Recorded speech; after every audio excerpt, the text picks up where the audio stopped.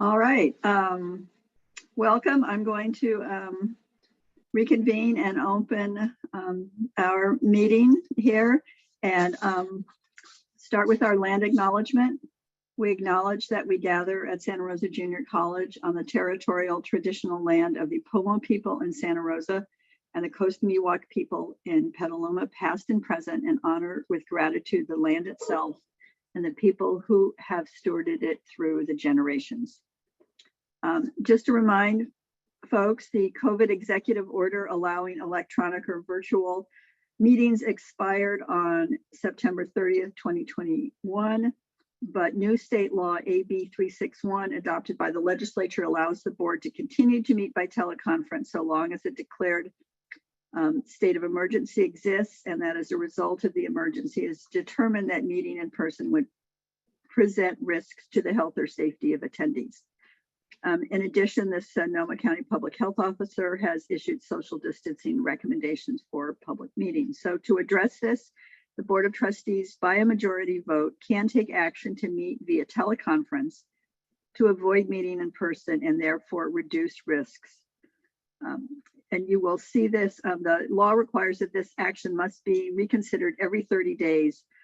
So we will continue to have this on our consent agenda and as it is today. These actions are solely for the purpose of determining continuation of Board of Trustees meetings via teleconference and not for the purpose of lifting our declared state of emergency related to remote instruction and services. Again, thank you for your patience during this time. We, as always, are committed to the education and safety of our students, faculty, staff, and community.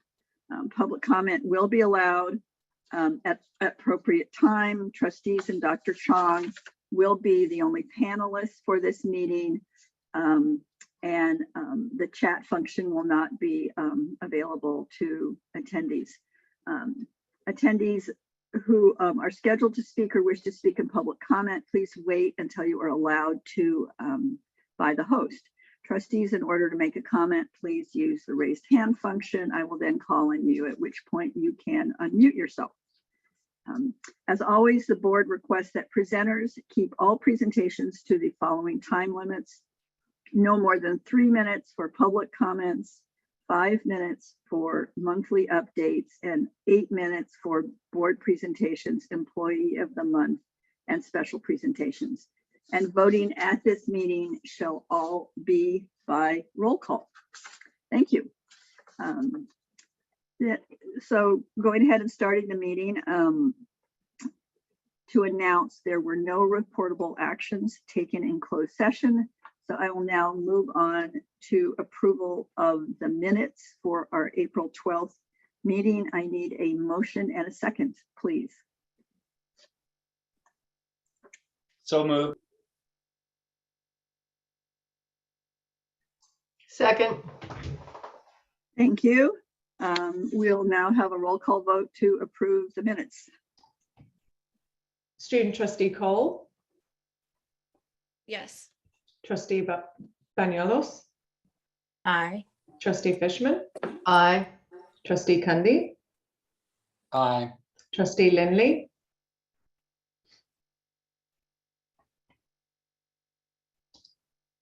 Trustee Lindley,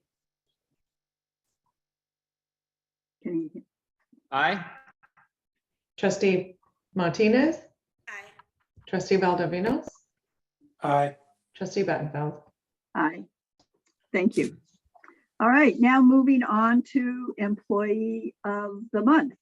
And that's going to be presented this month by Jay Molyneux, who's Executive Director of the SRJC Foundation. So, welcome. Thank you very much. Good afternoon, President Battenfeld, Board of Trustees, President Chong, and campus community. My name is Jay Molyneux, and I'm the Executive Director of the SRJC Foundation. It is my great pleasure to kick off today's Employee of the Month presentation. This month, we are honoring our beloved foundation colleague, Rebecca Merkley, who last week celebrated her 15th anniversary with the SRJC Foundation. Rebecca is responsible for processing and acknowledging all of the donations that come to the foundation. By our calculations, she has processed over 100,000 gifts, totaling at least $60 million during her tenure. Rebecca's consistent, reliable, and detailed work helps to ensure ethical accounting and a clean annual audit. Her complex data analysis helps guide our work throughout the year. For those of you who have visited the foundation, you will remember being greeted by Rebecca's warmth, empathy, and friendly customer service. She is definitely a favorite of SRJC donors. One of the many things we love about Rebecca is her affection for great poetry that expresses emotions in a sensitive and moving way. To her colleagues at the foundation, Rebecca's life is poetry in motion. We appreciate the great depth of Rebecca's passion for making this world a better place. Here are a few other people who wish to recognize Rebecca today.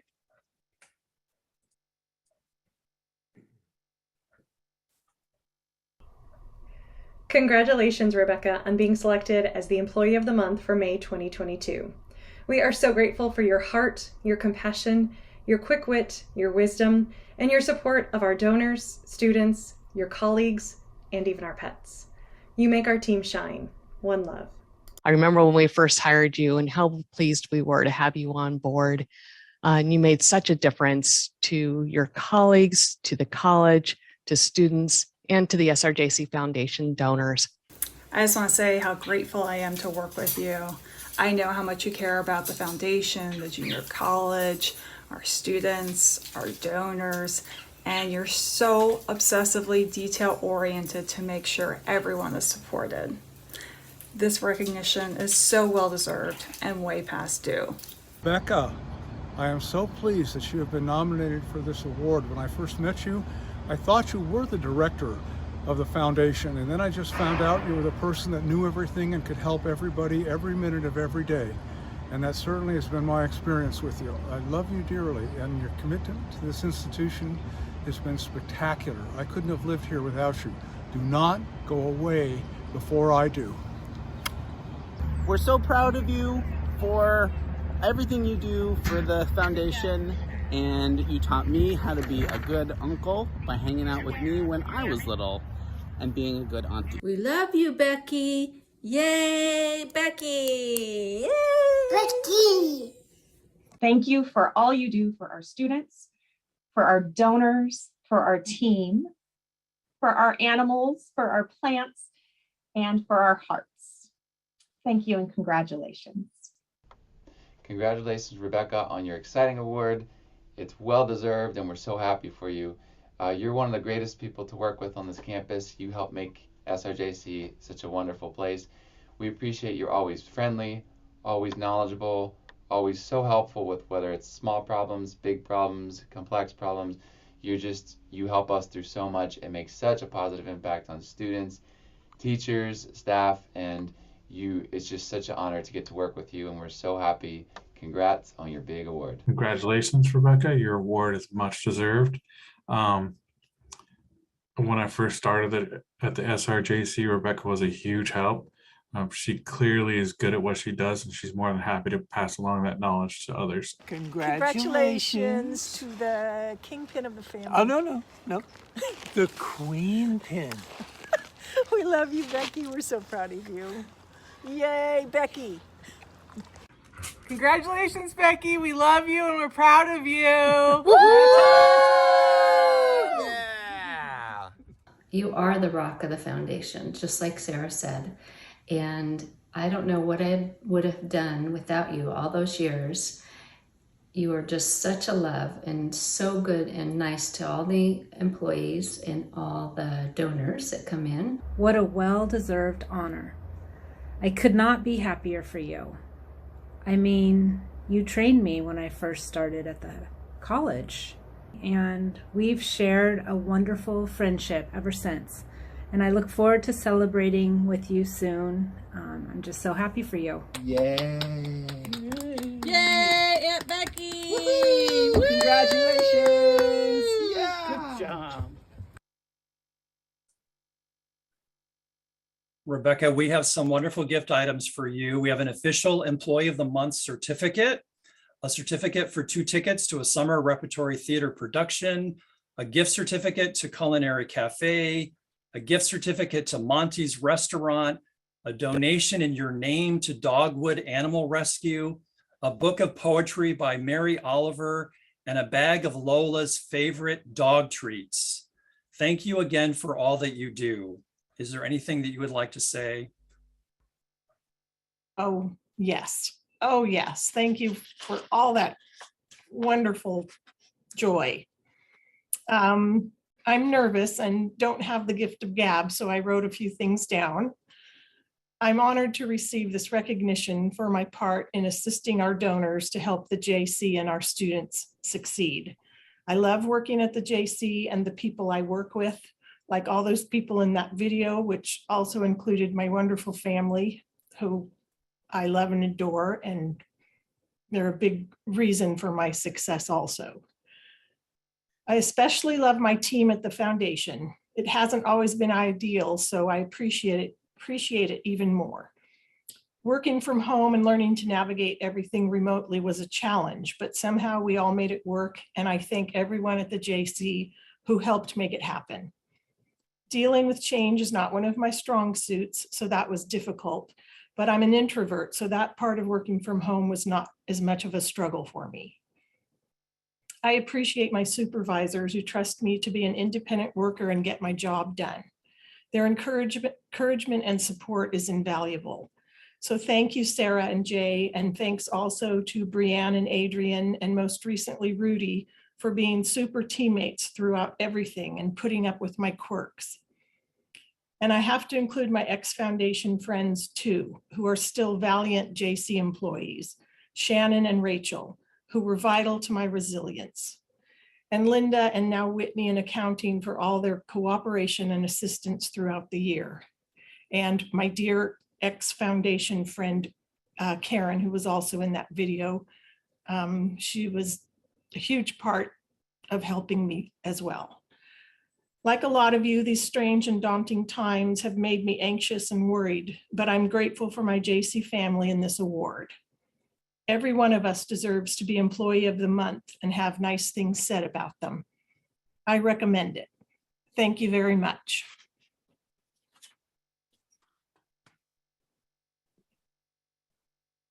Thank you, and congratulations, Rebecca. Thank you. From all of us on the board, and thank you for all the amazing work that you do for the college and for the foundation. Thank you. Thank you. All right, we're now going to move on to the next item, which is the installation of our student trustee for 2022 to 2023. So this is a recommendation that the board approve the installation of the student trustee, which will be effective June 1st, 2022, and go until May 31st, 2023. And the student trustee is elected annually. And the student who is elected was Delashay Carmona Benson. So I need a motion. We need to approve this as a board. So I need a motion and a second. So moved. Second. Thank you. We'll now have a vote. Student trustee Cole, Yes. trustee Bañuelos, Aye. trustee Fishman, Aye. trustee Cundy, Aye. trustee Lindley, Yeah. Aye. Thank you. trustee Martinez, Aye. trustee Valdivinos, Aye. trustee Battenfeld. Aye. Okay. Thank you. And welcome to our new trustee who will start in June. I'm not going to administer the oath of office. So Delashay, you can unmute yourself. And I assume you have a copy too. I'll be reading it. Yeah. All right. So if you want to say I and give your name. I, Delashay Carmona Benson, Do solemnly affirm that I will support and defend the Constitution of the United States and the Constitution of the State of California. do solemnly swear that I will support and defend the United States and the Constitution of the State of California. against all enemies, foreign and domestic, and that I will bear true faith and allegiance to the Constitution of the United States and the Constitution of the State of California. Against all enemies, foreign and domestic, and that I will bear true faith and allegiance to the Constitution of the United States and the Constitution to the State of California. That I take this obligation freely without any mental reservation or purpose of evasion. And that I will take this obligation freely without any mental reservations or purpose of evasion. And that I will well and faithfully discharge the duties upon which I am about to enter. And that I will and faithfully discharge the duties upon which I am about to enter. Thank you. We look forward to having you join us at our June meeting. If you'd like to say something to just introduce yourself briefly to the community. Hi, as you heard, my name is Delashay Cardona Benson. I've been at SRJC going on 3 years, and for the last 2.5 years, I have been in part of our student government. I've been the sitting president for 2 terms now, and I look forward to working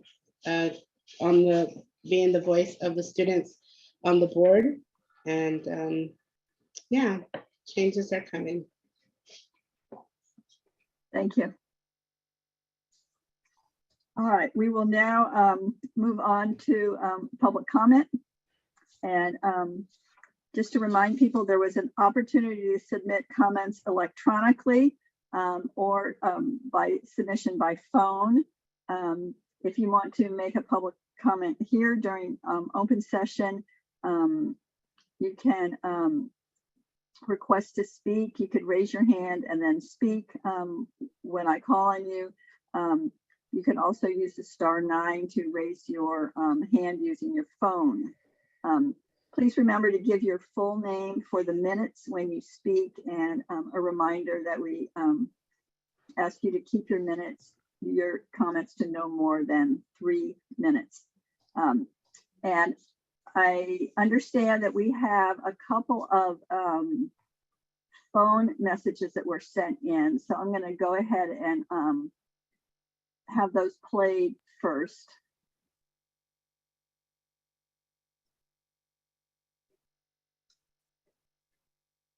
My name is Mickey Chard, C-H-A-R-D, calling on behalf of the board meeting today. My email is regarding the vaccines mandatory, well, they're not even a vaccine, this mandatory gene therapy, the mRNA gene therapy that they're trying to mandate at the colleges, and specifically Santa Rosa Junior College.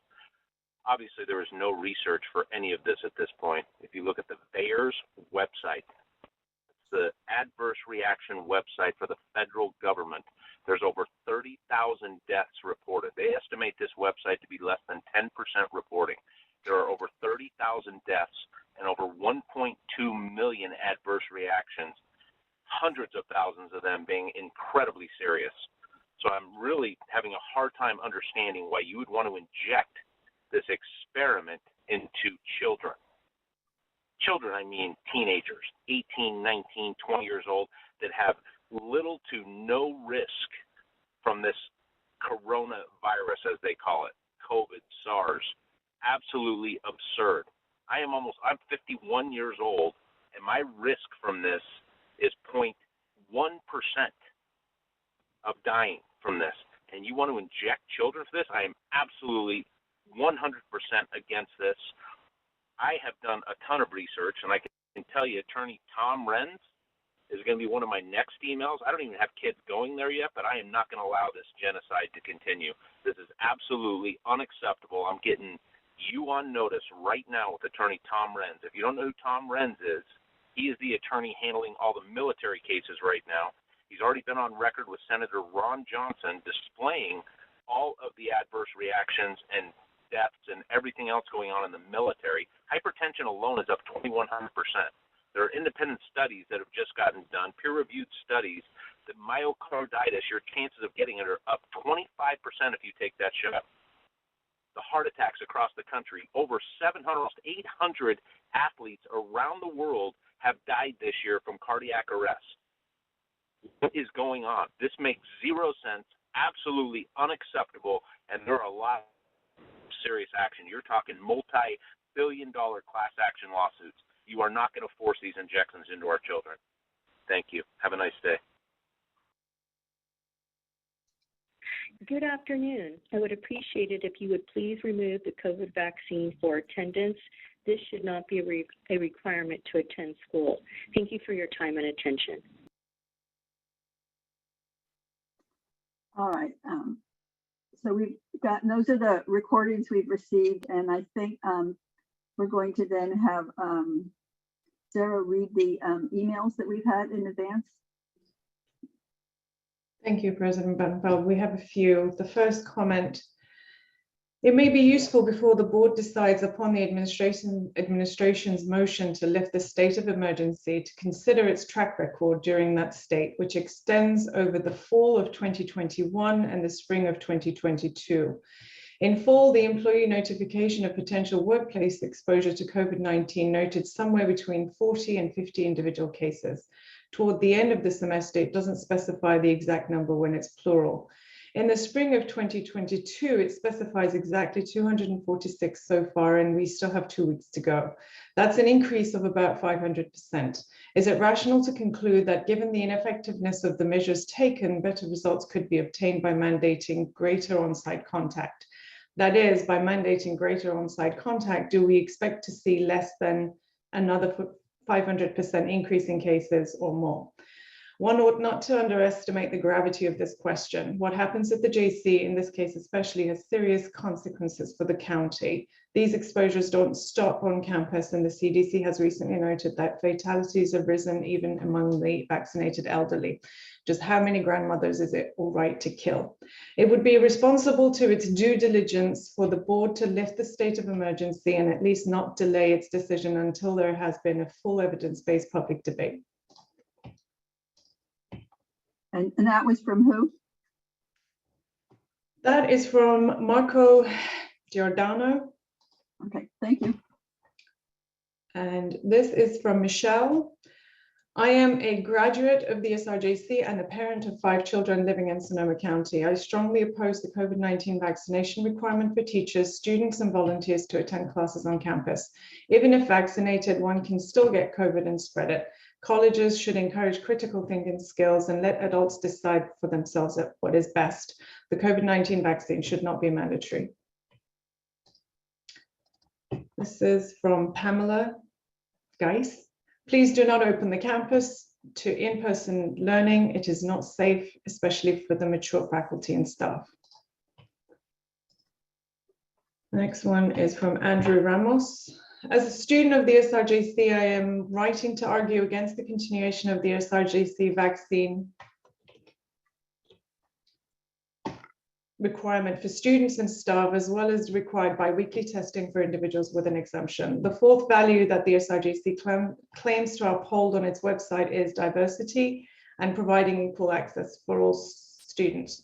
Unfortunately, I think that is no longer upheld because students who choose to not get vaccinated for medical, religious, or personal reasons are being discriminated against. Without an exemption, students don't have access to in-person classes and on-campus services. Not only does it limit educational opportunities, but it also doesn't provide the same experiences that vaccinated students have access to. Bi-weekly testing for unvaccinated individuals with an exemption is unfair and puts them under unnecessary strain.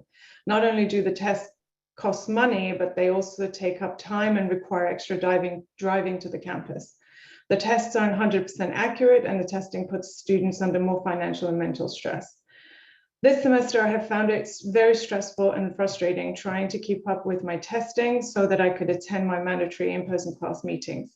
I have had to do a lot of extra driving to my testing appointments, and each test at the JC charges my insurance company $250.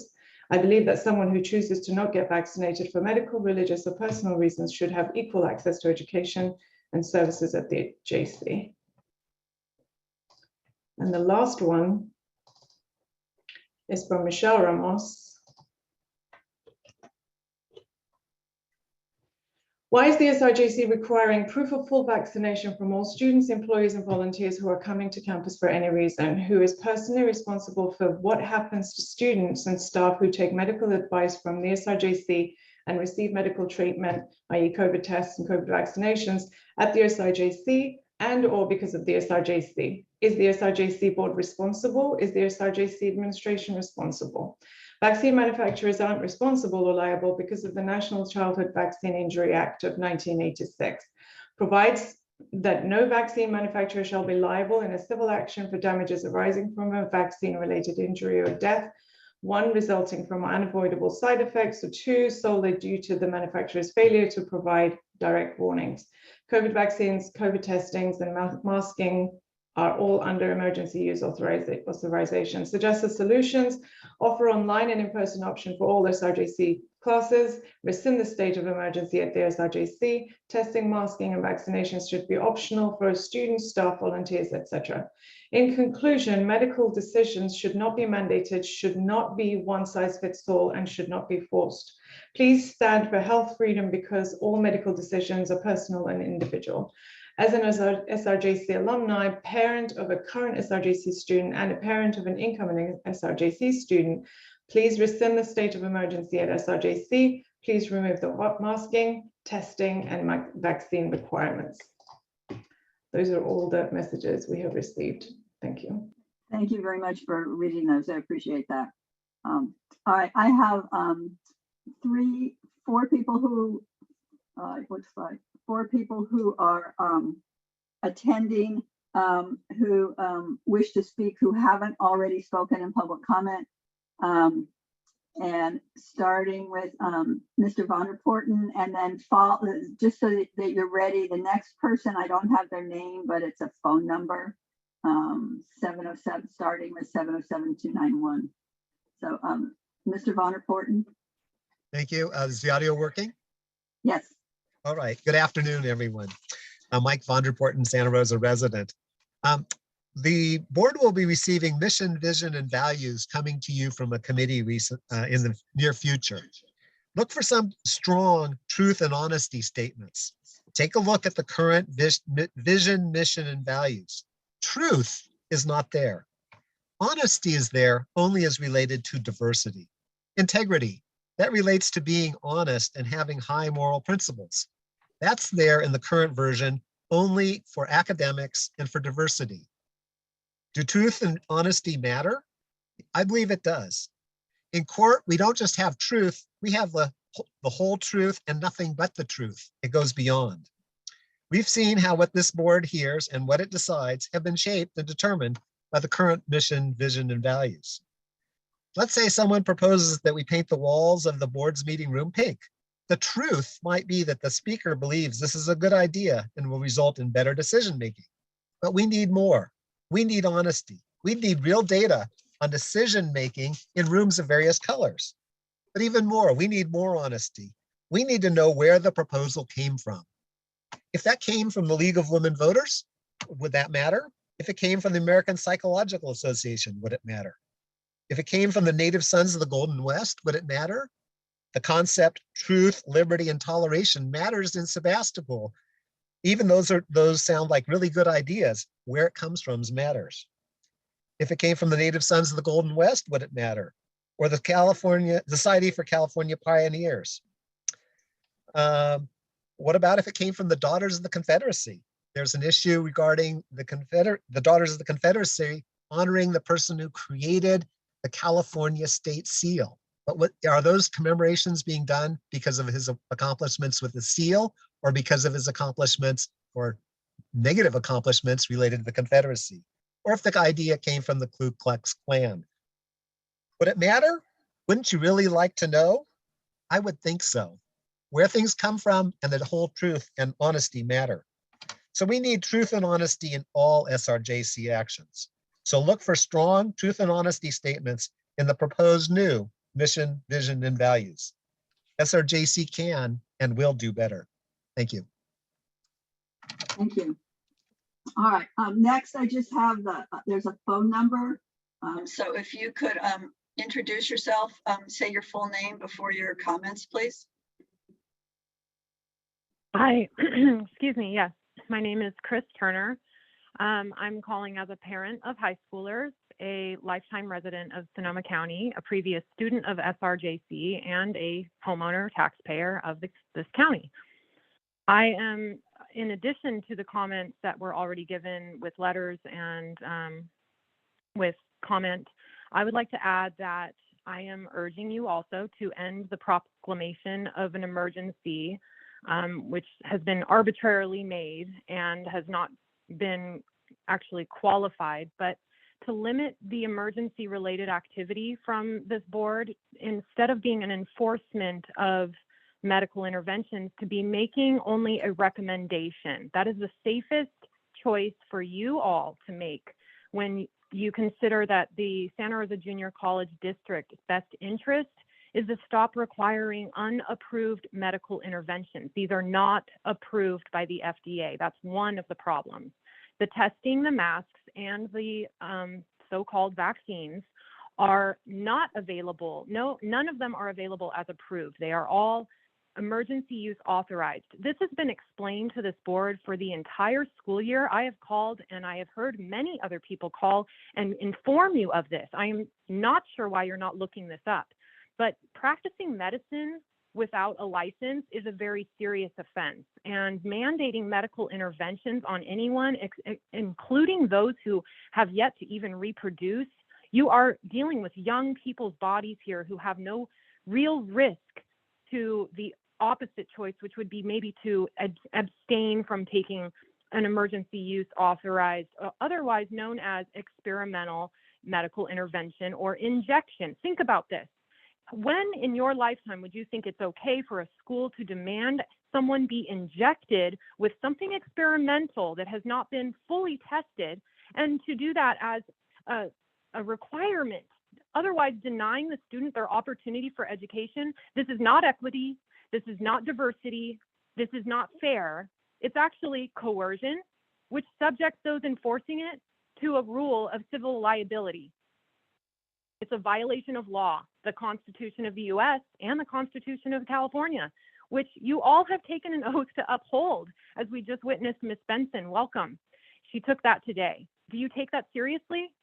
Your community members have been calling for the entire school year to express their opposition to this uneducated and arbitrary and dangerous decision to mandate medical interventions on your students. I can tell you that even as a student of the SRJC, I would never send my children or work at a place that demanded that of me. What is this, the Hollywood couch? You can get anything stuck in you before you have to take that class. Do you realize the seriousness? I mean, trying to give you an emotional response here. You know, there's a lot of information out there, but you guys really need to start thinking about how you're affecting the community. We have a resilient community. We've been through a lot. There's a lot of available solutions to us and more knowledge about preventative care that you need to be looking into. Those that are getting these shots are not better off than the ones who aren't. Thank you very much for your comments. I appreciate it, Ms. Turner. Thank you. All right. Next is, I just see the name Edwards. If you'd like to speak and state your full name, please. Hi, my name is Gregory Edwards. I'm calling about the vaccine mandates, and I too am on board with the comments that have been made. I would like to see, I would like to have the staff, the SCLS, the students, everybody concerned with Santa Rosa Community College, the people who have been fired, to understand that there is legal recourse here, that there is no statutory authority for the community college. I do understand that you have a position to protect, you have a position given to you by the state to act as a governing body, but you don't have statutory authority to regulate anybody's medical decision. You actually cannot require, as a public accommodation, people to be injected with anything experimental. And yes, the people have been fired, or left their jobs, or coerced into leaving their jobs, or coerced into leaving the college, or coerced into quitting their programs. And I know many of these people all have legal recourse. We have the government tort claim process, and then we have tort claim and civil actions that we can file against the community college. And this would be directed at the board members, because they're the ones that are making these decisions.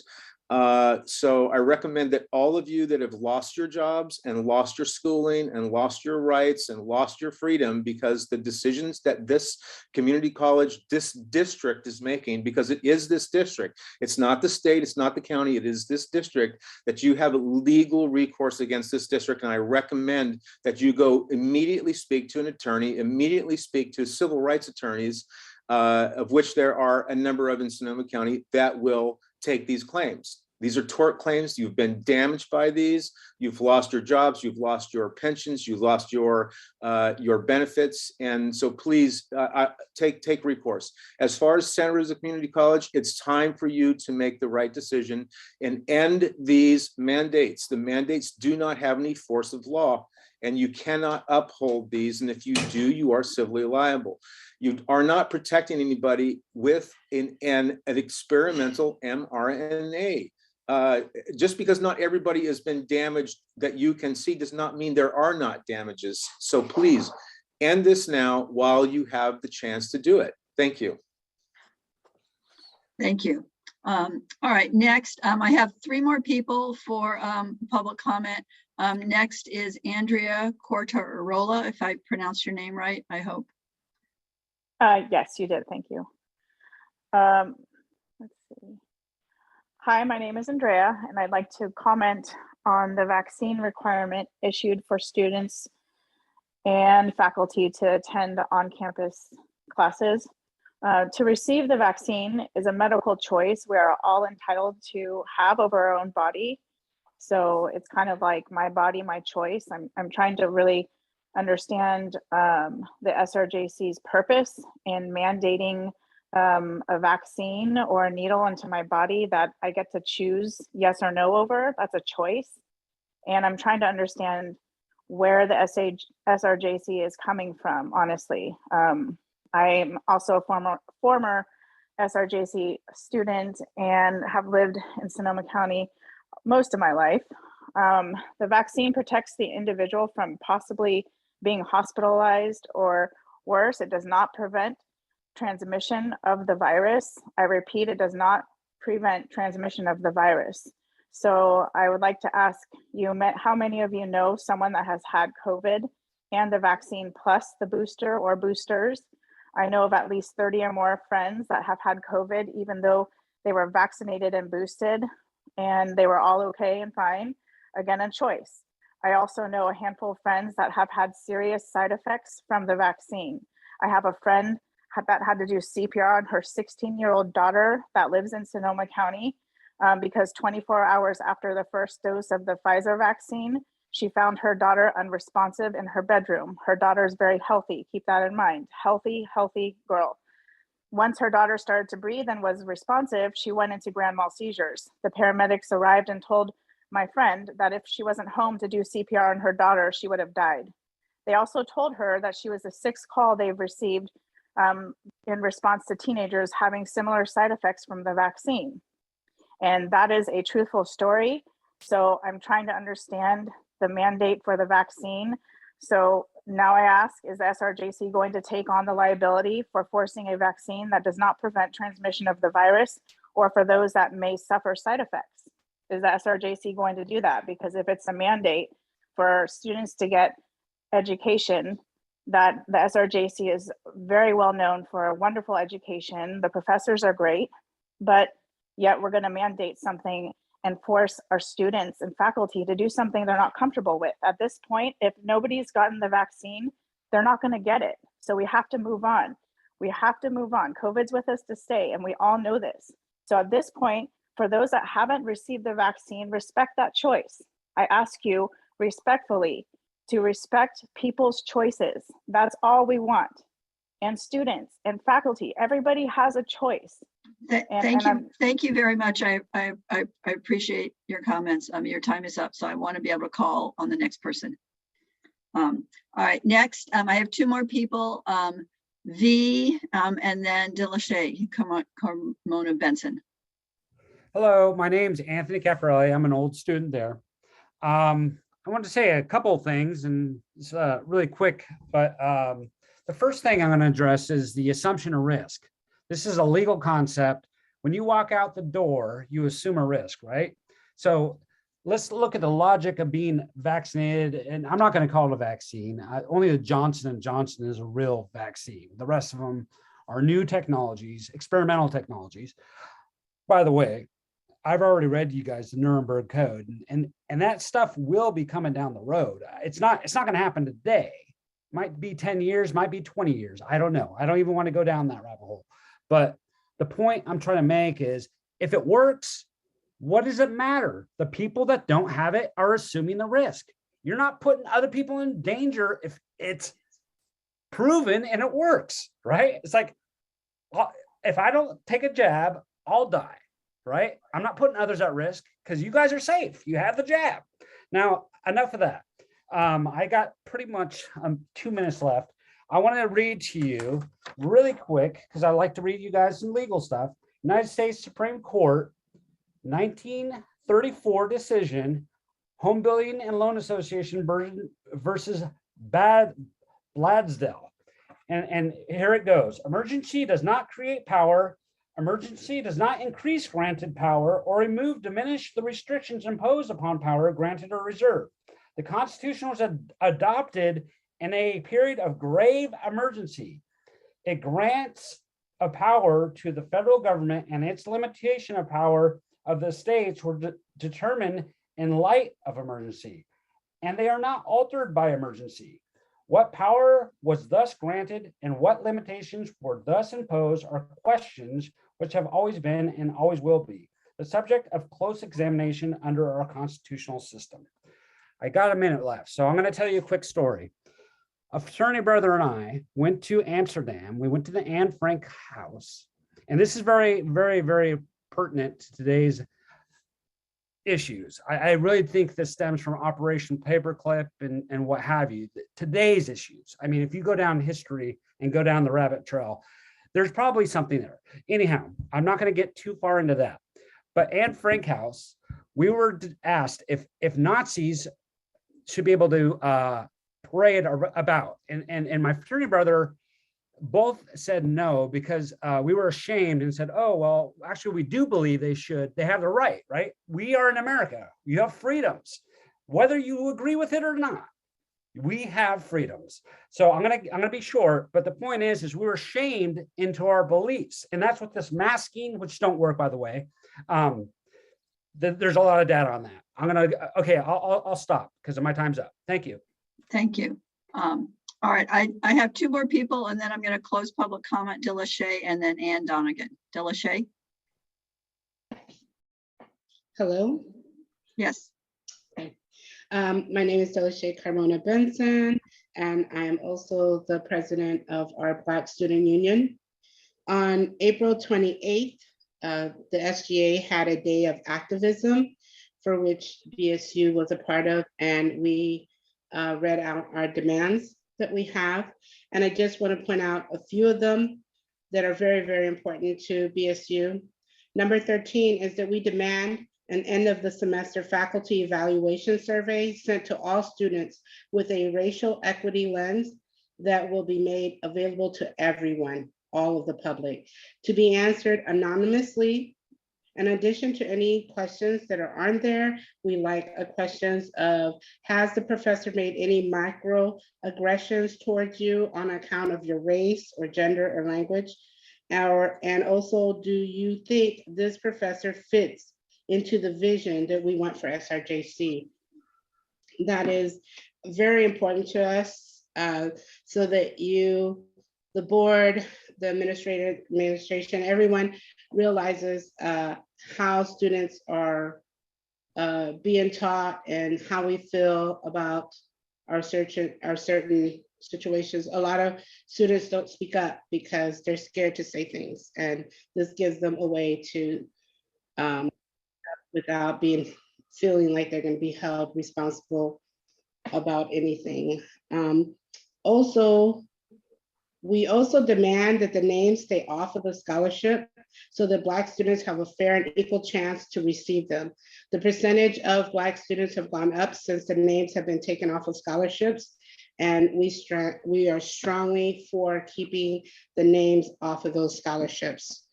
We also appreciate the letter that Dr. Chan wrote to everyone in the past week, and we agree that we are to act civil in these various meetings, but we also ask that anyone who speaks in a racial tone or discriminative to be called out. Absolutely. And whoever is facilitating the meeting, allowing racism to flourish should also be called out. And we also want to say our number 20, the last demand. We demand that Black humans matter at SRJC. And that's the most important for us. Thank you.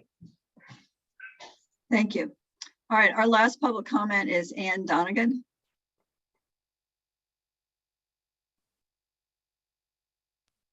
Hello? Oh, Yes, we hello. can hear you. Okay, great.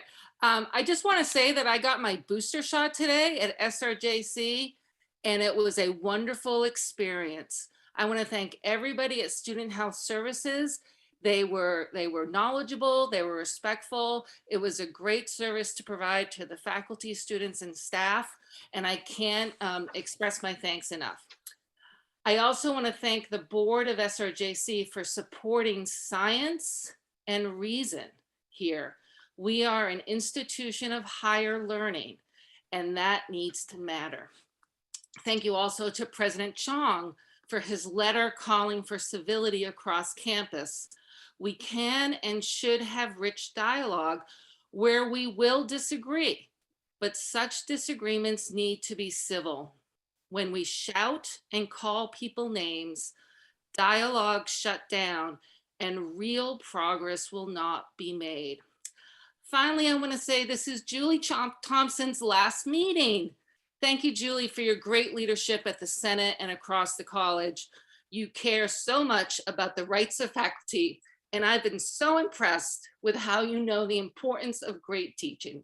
Thank you, Julie. Thank you to all my faculty colleagues, administrators, board members, classified professionals, and absolutely students.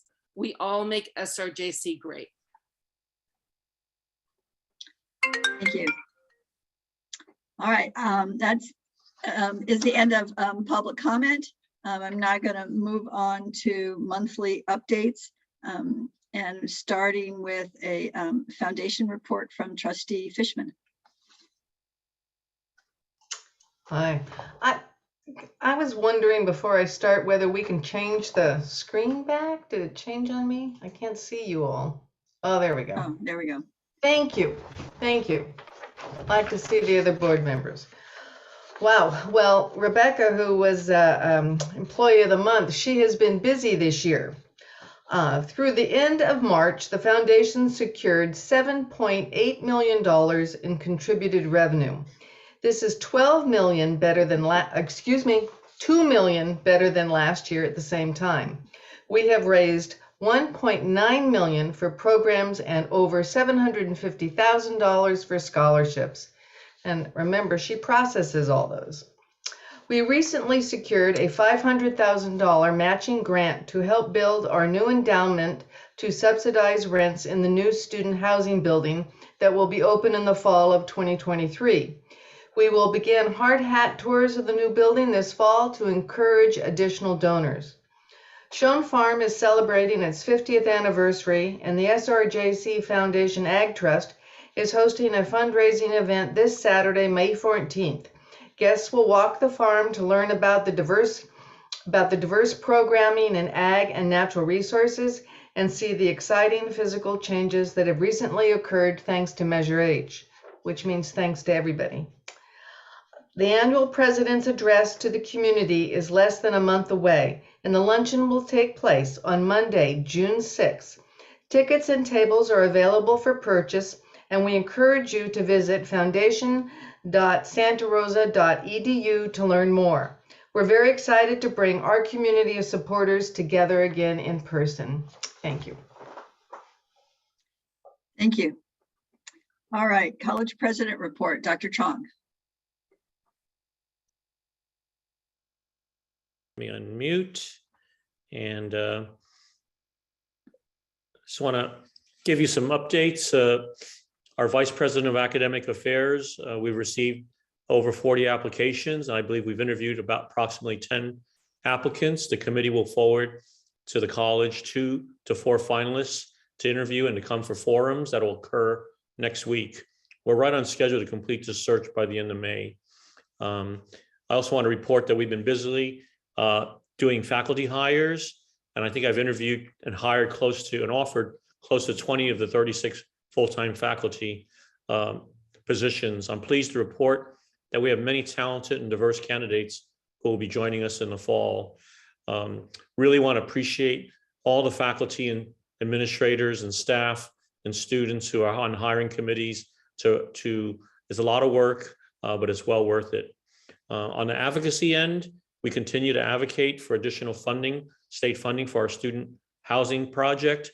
I'm really optimistic that we're going to be able to secure some funding from the state, and I want to thank Senator Mike McGuire's staff for all of their advocacy, as well as Senator Dodd. We're also advocating to the city of Santa Rosa to reduce our connection fee for our student housing project. Serafin Fernandez is leading that effort, and we're doing our due diligence before we meet with city officials and our new city manager. We also held a town hall to discuss the scholarship blinding process, and I believe there was a good exchange of ideas between the foundation and various faculty and students, and we learned a lot. And it's a process that is complicated, it's very labor intensive, and I want to particularly thank Rachel Kutcher, our interim director of financial aid services, for her professionalism, her grace, and her patience in answering questions. And we're committed to continuing to build a better foundation process and scholarship process. We have end of the year festivities coming up, commencements, the CE celebration, the Latino students celebration, Petaluma Fashion Show, as Maggie said, the Schoen Farm 50th anniversary anniversary celebration. Also Asian Pacific Heritage Month. Of course, I'm very proud of that. And I really want to thank APISA, our Asian Pacific Islander Staff Association, for putting on some wonderful events this month so far, and more to come. And finally, again, I'd like remiss of me if I didn't say it's been an honor and privilege to work with Julie Thompson, our outgoing Academic Senate president. It's been a very challenging couple of years, and I think Julie has done this job with really a lot of grace, and she's been a model for civility and collegiality, and somebody I'm going to miss very much. So I just want to say, Julie, it's been a real pleasure working with you under the most trying of circumstances, and you're a class act. I also want to welcome Nancy Persons as the incoming chair and president of the Academic Senate.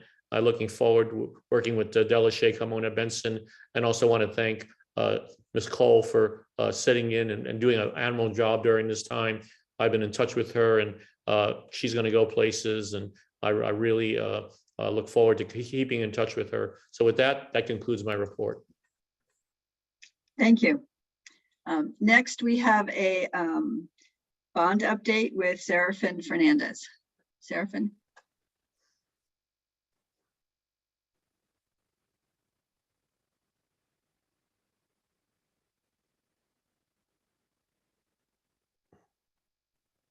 Do you see my presentation?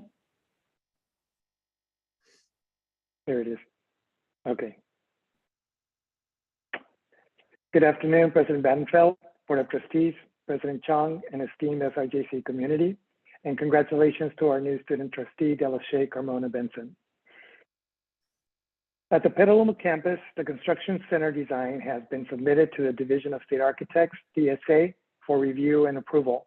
We have received their review comments, and our architects are now working on addressing the comments to resubmit back on June 1st. At Schoen Farm, the construction of the new greenhouse is well underway, the building frame has been erected and all wall panels are now being installed. This project is on schedule to be completed in July. At the Santa Rosa campus, the Garcia Hall renovation is also making great progress. All wall framing is now complete and installation installed. Drywall installation is underway, as well as interior mechanical, electrical, and plumbing. On our CAT project, the play fields are complete and in use. The soccer field sod is establishing well and will be ready for summer practice. The field house is essentially complete, as well as the new swimming pool. Our facilities team has been trained on equipment maintenance, and the contractor is now working on completing punch list and installation of the scoreboards.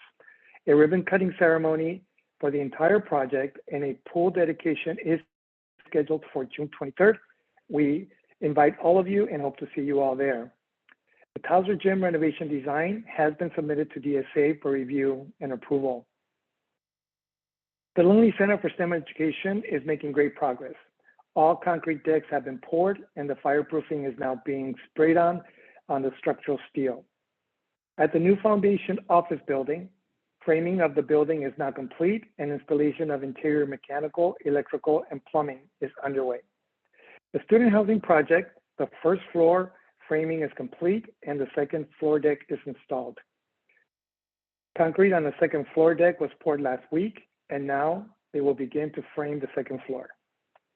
We have 7 items on the agenda for your consideration today. The first is the notice of completion for the Bertolini Student Health Services project. This project is complete and we are ready to close out this contract. For the Schoen Farm Ag Portables, we have change order number 4. It includes several credits such as exterior painting, signage, fencing, and asphalt install. It also includes some ads for a revised electrical plan and adding bollards at the transformer as required by PG&E, adding vents and several floor and wall locations. The total sum of changes is a credit of $5,810. This brings the total change orders on this project to 9.51%. Garcia Hall change order number 5 adds a new ADA exit ramp and stairs at the south end of the building as required by DSA. This change order total is for $37,638 for a project total change orders of 9.96%. For the Schoen Farm greenhouse, you may recall that we have 2 separate contracts, one for the prefabricated building and a second for the installation of the building. For the install contract, we have change order number 1.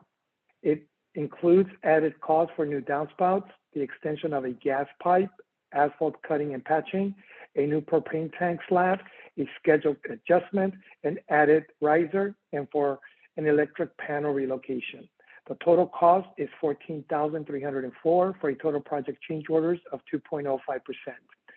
The building supply contract, we have change order number 3. It includes added costs for bench table size changes and new gutter transition boxes for a total of $1,037 and a project total change orders of 2.95%. We are also asking you to approve the contract of Kirby Construction for the installation of the walk-in coolers for the Schoen Farm produce processing facility. We had 2 bidders with the low bid at $188,520. And lastly, we have a resolution for design build for the Southwest Center facility. I will provide a more detailed presentation on this item later in the agenda. This concludes my report, unless you have any questions. Do you have any questions from the board? Thank you very much. Next, we have our monthly site update, and this month it is Petaluma with Dr. Matthew Long. Good evening, President Battenfeld, Board of Trustees, Dr. Chong, and the SRJC community. My name is Dr. Matthew Long, and I am the Executive Dean for SRJC Petaluma, and here to give you a site update tonight. I'm excited to announce the return of live events. Last Saturday, April 30th, we had an amazing presentation of the Petaluma Film Alliance's Film Fest Petaluma. Downtown Petaluma at the Domestic Theater, an incredible event, 4 showings, amazing artists from around the world showing their movie shorts, and also highlighting our students who performed, our top performers at the Student Film Festival, up there with other Oscar Award winners for their shorts on the same stage. Just an incredible event, and thanks to Michael Trena and others who head that event and support it. Just an incredible addition to our community. In addition, we hope you'll make our fashion show coming up on Saturday, May 14th at 5 p.m. Great work by Emily Melville and her students in the fashion show class. Please come by. It's going to be an amazing event since they returned to this program and were housed on the Petaluma campus. Also exciting to talk about SRJC Petaluma as an art destination. We have some incredible additions happening now and upcoming. Martine Zuniga has done great work with an installation in the new student center. You can see the pictures there on the left. That art piece that is above him in that picture is actually from the Tubbs fire. He refurbished a piece that was essentially burned during the fire. So really interesting stories behind these pieces. You can also see at the bottom the completion of our mural on the side of Jacobs Hall, the entrance to our house, an incredible representation of the beautiful diversity of our students and great symbolism in there. Encourage you to check out the videos and other background materials that'll come out about that and the process of making that mural. In addition, we are in the process of commissioning a piece from Patrick Amiot, who is a recycled metal sculpturist. You may know him well from all his artwork in Sebastopol on Florence Street and others. And you can see a rendering of the commissioned piece, the trickster ravens who put you off on a different path than you expected, and you learn more about yourself and life through that process. A great mission, a great message rather for our students and for our campus community. So excited to see this wonderful new art being put into campus. Also, incredible event, We the Future Social Justice Conference this past Friday, April 29th. What an amazing experience. Incredible sessions, incredible keynote speaker, Dr. Bettina Love. We had over 400 attendees, 19 high school classrooms. So an incredible showing from our community. This event, if you remember, was created in 2017 by faculty and staff who went to an NCORE conference, National Conference on Race and Ethnicity, and decided we needed one in the North Bay. And we have become the only North Bay Social Justice Conference. And it has not stopped since then. Just an incredible event, and super proud of it as a SRJC Petaluma signature event. Wanted to make you aware that the Friends of Petaluma Campus Trust and the Foundation have collaborated with us at the campus to plan our new fundraising event. It'll be an evening fundraiser rather than our normal community breakfast. It's called the Building Futures event. Will coincide with a grand reopening of our campus facilities and all the great new facilities we have put together during the pandemic and with Measure H funding. This is an event that will benefit our Student Center, Intercultural Center, Sciences, and Library, and will take place on Saturday, September 24th in the evening outside in our new Courtyard Cafe. Hope you can make it and encourage others to come and help us fundraise for some really important projects. And then finally, we want to thank and appreciate our facilities operations groups for their incredible completion of a really massive project that took our heat offline for several buildings over almost, 6 to 8 months. So thanks to our campus for their tolerance during that time, but also thanks to facilities for their great work. We give them a 5 stars on this project. I am here for any questions or follow-up you may have, and thanks a lot for letting me tell you about the great things happening at the campus.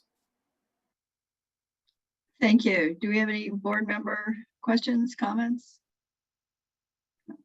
Thank you. All right, student trustee report. Elizabeth Cole. You're muted still. Hi. So I just wanted to say thank you to everyone for my time here. It was short, but it was very sweet. And I loved meeting a lot of you in person at the Sarabona Center meeting last week or two ago. I was really happy that I was able to help approve the Southwest Center. It really meant a lot to me. Just working with you guys has really taught me that diversity comes in all different forms. We're all working together to have a common collective idea of what we want this college to be. And I do appreciate Dr. Chong's letter promoting civility. And I do want to leave with saying that it's very important for all of us to agree that we can disagree, but to always be respectful about it. And with that, you know, we can grow to find common ground anywhere. I do want to say that it was very fun to represent the students this semester and all the other parts that I did. I was also the vice president of student life of Petaluma, as well as the vice president of clubs. So I was kind of a little bit all over the place this year, and that was really fun. There's a couple end of events. We have a farmers market event on Wednesday at the Petaluma campus at 1:30. And we also have a lot of end of events, graduation, and all these awesome things going on. And I just wanted to say that I hope that the SRJC continues to show civility and diversity in all the things that we do together. And I'm very appreciative of this time that I've had with you, and just seeing all the professionalism going on. It definitely has raised my meetings to a higher level, and I just appreciate being able to learn from you all during the time that I've been here. So thank you very much. Thank you. And on behalf of the board, again, thank you so much for stepping up and serving as trustee. I'm sure you've been really busy and lots of other things and being a student, but we really value student input, and we really appreciate you serving and contributing to the board these last few months. So thank you very much, and hope we can keep working with you next year too, in some capacity or another. So thank you. All right, board member comments is next. I'm actually going to start by just making an announcement. We formed as a board, we formed the ad hoc committee on racial justice about a year and a half ago. And I am making the decision to end this ad hoc committee. It was intended to be a temporary, not a standing committee. This is a decision we made in consulting with the other trustee members and some other members of the committee. And I'm going to let Trustee Martinez, when she makes her comment, she's going to talk a little bit more about where we hope to go, how we intend to keep moving forward, though, with our commitment to racial justice, but just not with this committee. So, and the committee members have been informed and thanked, and we hope that they will continue working with the college towards these goals. And so anyway, thank you. And I just want to say thanks to everybody who's working on all the graduation activities. Lots and lots of activities going on, but I think it's real exciting for me as a board member, and I would just want to congratulate all the students who are going to be attending graduation of many kinds and many forms in the next few weeks. So congratulations to all of you. So, all right, any other, let's see, Trustee Fishman, you have your hand up. Yeah, hi. I have a couple of things that I would like to comment on. A number of them have been mentioned, so I will not be redundant. I was lucky enough to participate in the Butter and Eggs Day Parade in Petaluma, along with Dr. Chong and Dr. Long. It was the biggest Butter and Eggs Day Parade I'd ever participated in, and the reception of the community to the junior college is always inspiring, as well as the students that participated, the faculty that participated, and the classified professionals. It was really wonderful, and thank everybody for doing that, for giving them part of your Saturday. Although my grandkids were not impressed I was in the parade, however, they were impressed by the car I was in, which I don't know what kind of car it was. I don't know, someone else will know, but it was beautiful. Also was able to attend a trustees conference down in Southern California and had not, of course, done that in years. It is always leaves me thankful for SRJC, thankful for my board members I work with, the collegiality on this board, even when we disagree with each other. It is a very, very special thing. And it is always not true for other community colleges. We are a special, special place. So I am thankful for that. I learned a bunch of new things that I don't need to go into at this moment, but it's always revitalizing to be with other trustees and hear about other colleges. Julie, I'm really sad well, it's bittersweet. I'm happy for you and sad for us. And I have enjoyed our time together, fellow Petalumen. It's been nice, on an academic senate professional level and also being fellow Petalumens. I wish you the very, very best. I'm glad this is not the last meeting for Jane. We'll save that for another one. All this change is going to be hard. And I do want to mention and add to the list of thank yous to Dr. Chong for writing the letter. I'm not sure. I see, discontent not only at the community college, but just sort of in life in general. This sort of universal something. I don't know what it is. And it was a good moment to remember that. I remember my mother used to say, don't point out the sliver in someone else's eye until you take the log out of your own. So that's a lesson too in this, to, start with yourself and how we behave and how we treat each other. And that's where real change comes from, is more from inwardness that becomes outwardness anyway. So thanks very much for that. I think Dr. Long covered all the exciting things going on in Petaluma, and and Elizabeth, congratulations. And I know our paths will cross in your new role, from student trustee to, being involved in Petaluma. So I'm excited about that. And De La Shea, welcome to the wonderful world of student trustee. And so that's it. All right, so let's see, we're going to have comments then from Trustee Cundy and then Trustee Martinez. Trustee Cundy? Yeah, just very quick. I just want to thank Julie Thompson for her great leadership. I thought a great breath of fresh air. She did a great job and in a very, very, very difficult time. So Julie, my hat's off to you. You'll be missed, but we know you'll still be involved. Thank you. Trustee Martinez? Thank you, President Battenfeld. Just a continuation for the ad hoc, just what we shared in the reason why we came about the decision. It wasn't just President Battenfeld saying it's done. We did have a meeting. We did discuss this, and in part is because internally we have staff within the college have decided to form an equivalent somewhat organization or council, and they are under PCC, which is the president's basically consultation council. So there will still be direct work around these issues.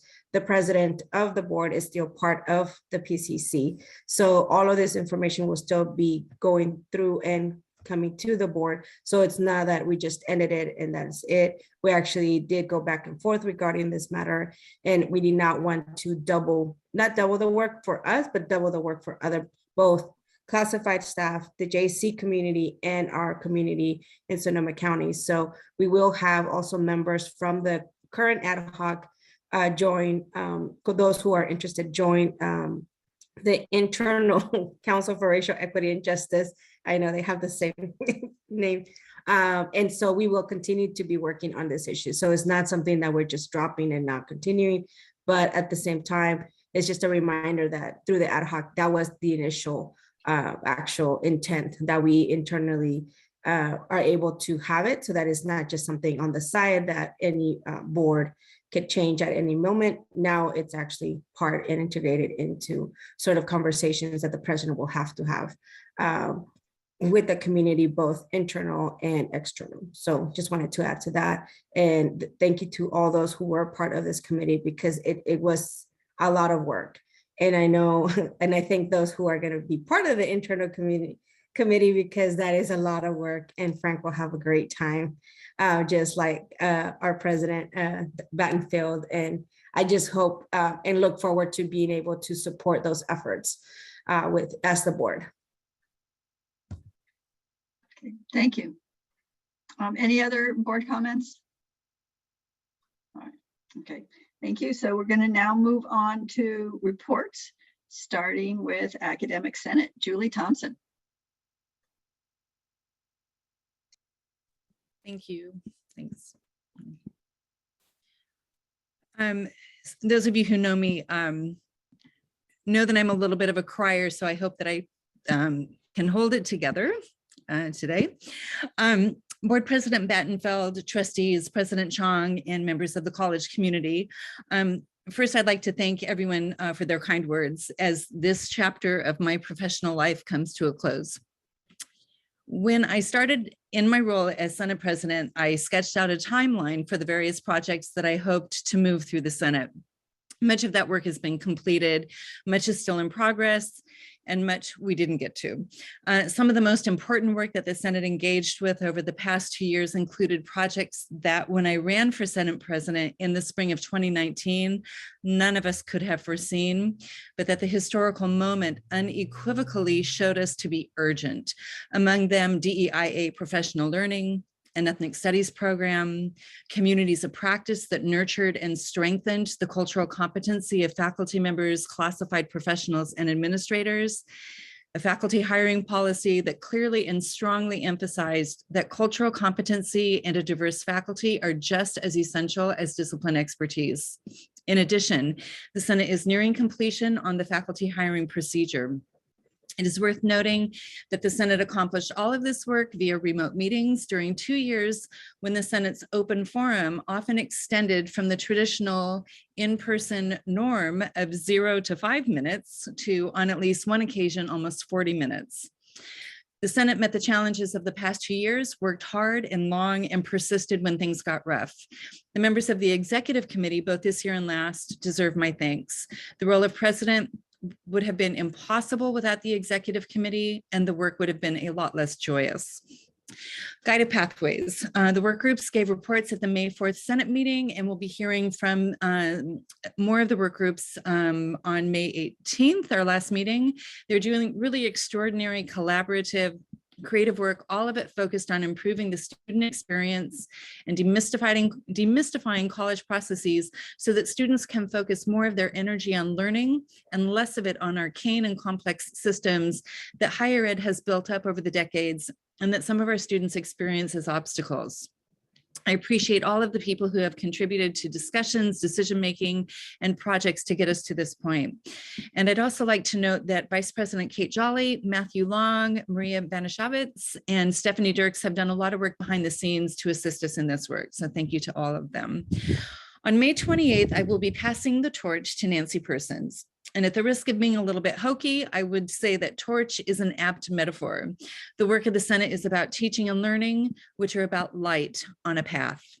As Nancy prepares to transition into her role, she is already showing that she will be a strong advocate for the faculty and for the Senate's appropriate role in advising on academic and faculty professional matters.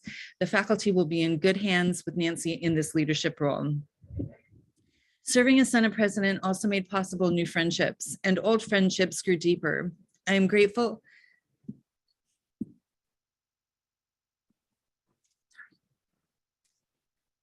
I'm grateful to Jane Saldana-Talley, Kate Jolly, Jean Durand, Pedro Avila. Thanks also to Carolina Nazario. Thank you, Dr. Chong, for your partnership and support. And I thank Zara for her patient reminders for me to get my president's reports to her. I thank the trustees who have made time for conversations with me, for attending our meetings, and for caring about and supporting the Senate works. It has been a privilege to serve. Thank you.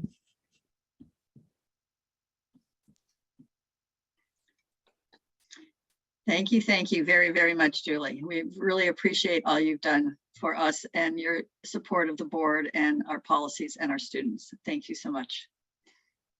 All right, Classified Senate, Debbie Weatherly.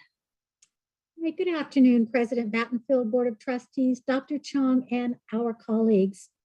First, congratulations to Rebecca Merkley as Employee of the Month. This is such a deserving choice.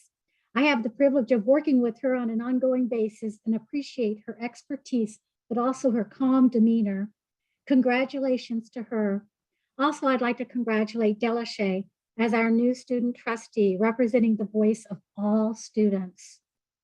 It's going to be wonderful to see her in action in this new position. College Council held another retreat last week on Zoom to continue the collaboration of our governance system redesign. We are slowly making progress and continuing to hope for a more streamlined process and no redundancy, along with clarification of our roles. Classified Senate is working with Vice President Jean Duran on addressing the policy 4.3.10 that currently exists. As written, the policy excludes the Classified Senate from a seat for the hiring of managers and VPs. This policy has not been reviewed for many years. It is time to bring this policy up to date to be more inclusive of all constituent group involvement. I appreciate Jean's help and look forward to this policy change to be brought forward to the board for approval.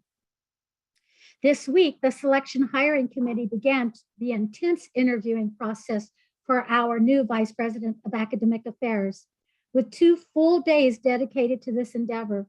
While it is bittersweet to fill a position that we hate to see vacated by its current occupant, we do wish Dr. Jane Saldana Talley much deserved rest and relaxation in the near future. I have had the privilege of working alongside her and Julie Thompson for many years. I will miss them both greatly, along with our special connection that we've had. They have fought a good fight. They have finished the course, and they have run the race well. Thank you both for your contributions to our district and your example to me. Our luncheon celebration that we will be having for Classified Appreciation Week was postponed due to raising concerns of an increase in COVID cases. The new date will be Thursday, the 26th of this month. We encourage everyone to come together in a safe environment and enjoy each other's company.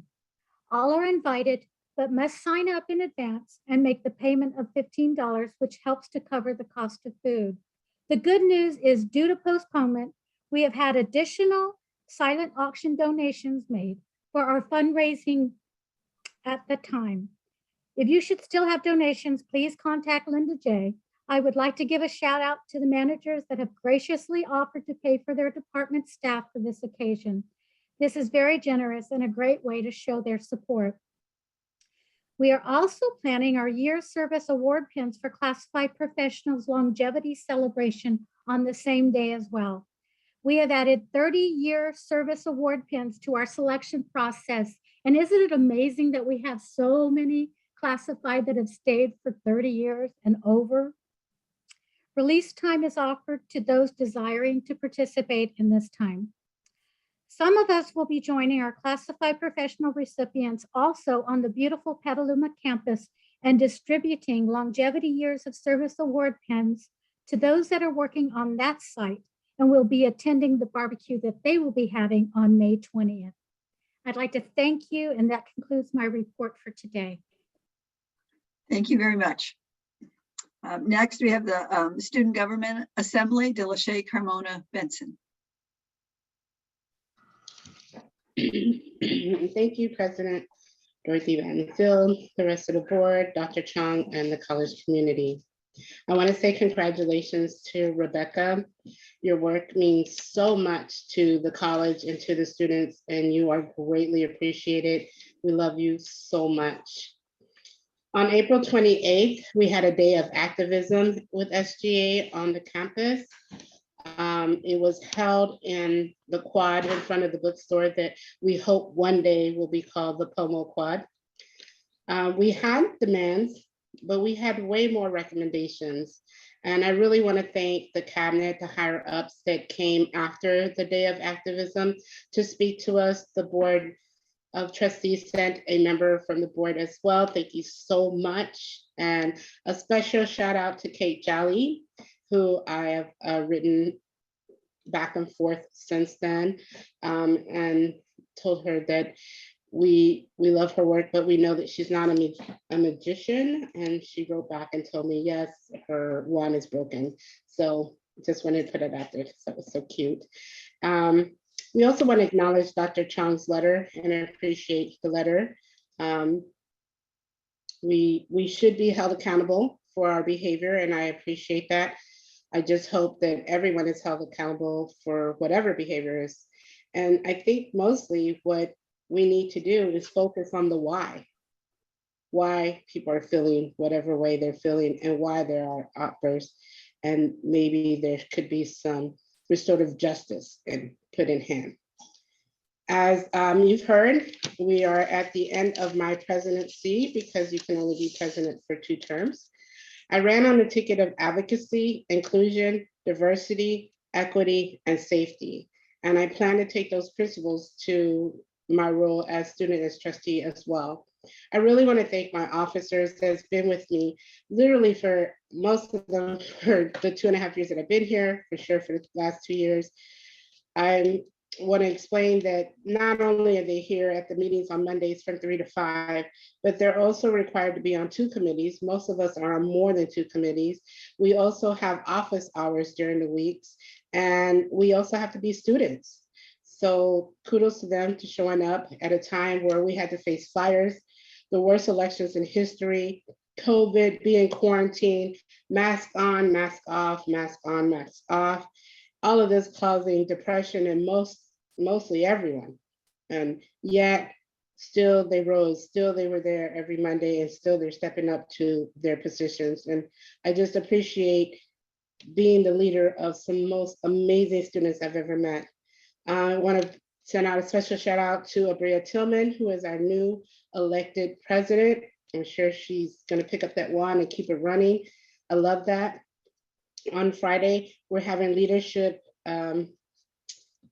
events in both Petaluma and SRJC. I would hope that anyone from the board who would like to show up would show up. It's happening literally all day Friday. So if you guys have some time Friday, please come and show up. All these officers, including myself, have worked very, very hard, and we deserve that day on Friday of recognition. I want to send a special shout out to Dr. Brenda Flywithcock, who has recently and always been been in our meetings, showing us our support. To Sarah, Wiley, and Sandy, we love you so much. And to let the staff, faculty, and administrators know that the students love you guys. We love you guys. And if we were fighting, it's because we want to work with you guys. We want to work with the board. We want to be part. We want our voices heard. And I even want a special shout out to our custodians who make SRJC so beautiful. Everyone who comes to our campuses always talk about how beautiful the campuses are, and it's our custodians that keeps it that way. For Julie Thompson, I will tell you that all you guys will know that I stand very firm with my principles and what I believe in, and strong voice of the students. And I just want to thank Julie for always being understanding, even when I'm not, and always circling back. That's probably what you guys don't know. Julie always circles back, writes me and says, hey, are you okay? And that has always meant a whole lot to me. And I really thank you, Julie, for that. And I say your next moves, have happy times, and just retire with fun, have a bunch of tea parties, and just enjoy your retirement. To Nancy, I want to say thank you for being a part of SGA this year, stepping in and wanting to listen to the students. I'm sure you're going to do so great, and we look forward to working with you. And as always, we want to thank Pedro's hard work with the students. Robert and Genevieve has just really been awesome. We would be nothing without you. And one of our main demands was a full-time coordinator for student government, and that is currently being held by our very own Rock, our strength, our biggest supporter, and that is Zach Miranda. Congratulations. We love you. I have you to know that I wouldn't even be here today. I wouldn't be here right now this second if it wasn't for Zach. He's constantly has reminded me that it's not about me. We are all here, even everyone on the screen today. We are out here for the students, and that's what matters the most. Thank you. Thank you. And we have AFA with Sean Martin. Thank you, President Battenfeld, trustees, President Chong, colleagues, and other members of the community. I'd just like to start with a few words about my dear colleague, Julie Thompson. I know a lot of others have spoken on her behalf, and it's deserved. There are many fine and dedicated people at this institution, including members of this board who have served many years. But I have to say, no one has done more for this college, and especially for the faculty, than Julie Thompson. We all owe her a debt of gratitude for her service during times of unprecedented tumult. Those who know Julie personally can attest to the countless and often thankless hours she's toiled on our behalf. Julie, you have my deepest respect. Thank you for all your efforts on all of our behalf. At AFA, we've been and will continue to expand our efforts to better represent our union members by maintaining an intentional effort to diversify our executive council and cabinet. On this front, our efforts are bearing fruit, and I'm grateful to all my colleagues who've stepped up to serve and to provide encouragement and a welcoming spirit in this regard. We've engaged in continuous outreach, including meetings recently with our colleagues from numerous affinity groups on campus, an effort that will continue. And it's been a joy to learn more about our diverse faculty and to receive their counsel and encouragement as we strive to manifest our own commitment to diversity, equity, inclusion, and anti-racism. I'm happy to report that the AFA Executive Council will be presenting the recently completed tentative agreement to our members. I fully expect that we will approve and endorse voting yes on this agreement. I'm proud to be part of a superb AFA negotiations team, serving with our most excellent chief negotiator, Karen Friedel-Tusher, and our dedicated staff members, Stephanie Simons and Carol Valencia. It's been a pleasure working with them. But I also want to give special thanks to the district team. I've been involved in AFA and negotiations for long enough to attest to how much the process has evolved for the better.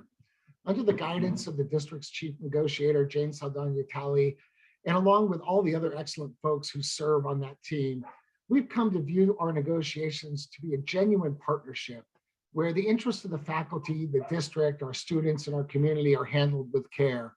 And we look forward to a continuation of this working relationship as Josh Adams inherits his role in leading the district team. And that's all I have for today, folks. Thanks so much for hearing me out. Thank you. SEIU, Sandy Segala. Thank you. Love your report, Sean. That was awesome. Good afternoon, Board President Battenfield and Board of Trustees, Dr. Chong, and students, colleagues, and community. Thank you for your attention today. God, so many coming and going, so many changes and sad, happy times. And can we just sit and cry together? I was in tears through those couple of those reports today as we move on to new beginnings. Just wish everyone well. SEIU would also like to congratulate Rebecca Merkley. I worked with her back in 2005, 2006 in our Office of Student Life Equity and Engagement. This Employee of the Month recognition is very long deserved. Congratulations to you, Rebecca. Also want to thank Elizabeth Cole for stepping up to the remaining of the spring semester to fill that vacant seat as a student trustee, and hope it was a great learning experience for you, Elizabeth. And again, congratulations to the new Board of Trustees student, Delashay Kimona Benson, to the Board of Trustees as of June 1st for the academic year coming up. And as there are several hiring committees in process today, I would just like to state it's been exciting to be on the hiring committee for the Vice President of Academic Affairs position. We have a lot of work ahead of us and decisions that need to be made before the virtual candidates forums begin the week of May 16th. So put it on your calendars, everyone. The Classification Review Committee, we continue to review job descriptions for the classified positions of very drawn out, detailed work that's being done. This process will be in the works for quite a while yet, as adjustments do continue to go on often, and then they are sent to the individuals for their feedback. And then of course there will be time for appeals that will come forward. So it'll be good one day when I come to the board and say, oh, guess what, board, this project is finally completed. But until then, I will continue to keep you updated. Also, SEIU is prepared to submit a thoughtful counter proposal on our STNC unit this week with the district. The chief concern remains to secure a contract that respects our STNC members and pays them a fair wage while providing some rules and regulations for employment. No STNC wage should be less than $15 an hour, and we remain hopeful that the parties will keep making progress. And thank you for their involvement and everybody's involvement with that. Also want to thank Dr. Chong for your letter that you sent out to the district on the call for civility and collegiality. It is important to be treated in a respectful manner and not be yelled at and treated disrespectfully by being screamed at and feeling personally attacked and belittled. Thank you, Dr. Chong, for addressing this concern. And I also want to thank Maggie today for your words of wisdom that you quoted from your mom as a reminder and how we treat people as we need to look at ourselves and how we communicate with others as well. So thank you for those comments. To address the current situation we continue to find ourselves in, SEIU continues to negotiate with the district in regards to the remote work and telecommuting. Obviously, the COVID medical updates are changing daily. However, today I asked the Board of Trustees and the district for clarification again for the safe return to campus plan. When will we commence with the safe return plan? And will it ditto what was to occur the week of April 18th for the summer, with hopes that we will prepare, this will prepare us for the return for the fall regular work week schedule in person? So many questions are up in the air as too many unknowns. It's been very frustrating for everyone, and yet we are prepared. When we prepared for the April 18th return, and at the last minute, this was suspended that Monday through the end of the spring semester. And of course, this was due to the upward trend of the positive COVID cases in Sonoma County. And yet we greatly appreciate the district paying attention to the current health situations and conditions and safety on behalf of all employees. So as we come to the end of the semester in a few weeks, SEIU is asking the Board of Trustees and the district what your plan is to return or not to return to work fully in person. The 410s work schedule will commence on May 30th, and unfortunately, several of our classified have accrued their maximum hours of vacation limit, and accrued vacation hours will stop and they will begin to lose time. There hasn't been a feeling of comfort with this pandemic to get away to do anything with the difficult times. Too many unsafe and unknown situations has stopped many to take advantage of our vacation hours accrued to continue to work, be it remotely or some who have come in on site.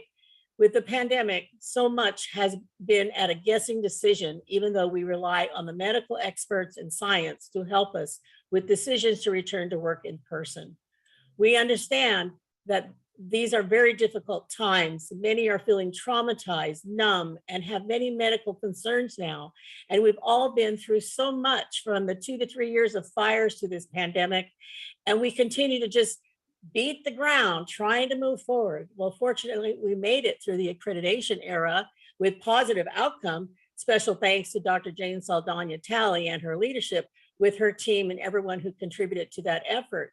I am surprised that we are all still here continuing to work through these difficult times, as we always do, because we are Sonoma County Santa Rosa Junior College strong, and we are committed to education and our students.